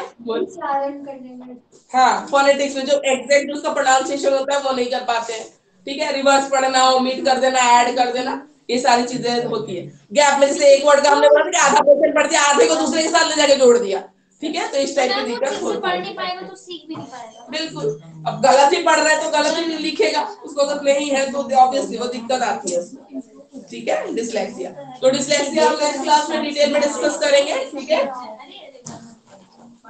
तीन होती है, रीडिंग डिफिकल्टी को बोलते हैं डिसलेक्सिया, राइटिंग डिफिकल्टी को बोलते हैं डिस्ग्राफिया, कैलकुलेशन में डिफिकल्टी आती है तो डिस्कैलकुलिया, डिस्कैलकुलिया, ठीक है। कैलकुलेशन में तो कैलकुलिया, लिखने में तो ग्राफिया, डिस्ग्राफिया, और पढ़ने में दिक्कत है तो डिसलेक्सिया। किसको वही लिखा है, दूसरा कुछ टर्म नहीं लिखा ना, हाँ तो ये तो फिर हाँ वही लिख देना, हिंदी में लिख देना स्पेलिंग, ठीक है, हिंदी में स्पेलिंग लिख देना, सेम ही है ना, हाँ तो फिर उसमें कोई दिक्कत नहीं, वैसे ही कर देना। अगर कोई अलग नाम नहीं दे रखा है तो वही वाला लिखोगे जो दे रखा है, उसमें कोई दिक्कत नहीं। हाँ तो एक तो स्लो लर्नर हो गया, एक डिसलेक्सिया, डिस्ग्राफिया, डिस्कैलकुलिया, और भी है, इंटेलेक्चुअल गिफ्टेडनेस है, टैक्सिया भी दे रखा है। इंग्लिश वाले में तो तीन ही देते हैं, तीन ही मेन है, तो दे रखा, कोई बस दे रखा है तो पढ़ा देंगे, कोई दिक्कत नहीं, ठीक है। जैसे कुछ चीजें इनको दे नहीं रखी और जो इसमें दे रखी है या अलग अलग राइटर्स ऐसे होता है, तो राइटर अपने हिसाब से बुक लेते हैं, उन्होंने अपने यूनिवर्सिटी सिलेबस के हिसाब से नहीं लिखा है, तो कुछ चीजें होती है कुछ नहीं होती है, तो ऐसे होता है। कुछ चीजें तो बहुत अच्छी होती है, हिंदी में बहुत अच्छे से दी हुई होती है, ठीक है। Online students, any issues in today's class, कोई टॉपिक, कोई दिक्कत? No ma'am. No ma'am. Okay, have you understood, ठीक है। Gardner theory of multiple intelligence उसको लर्न करिए, और डिसलेक्सिया इसके आगे हम डिटेल में कल करेंगे, नेक्स्ट क्लास में करेंगे, ठीक है। Thank you for attending the class.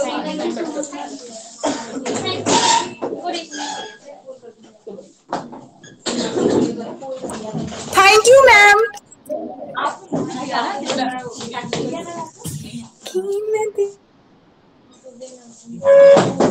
इसको कट कर देंगे, इसको कॉल यहाँ से कोई दिक्कत नहीं, वहाँ से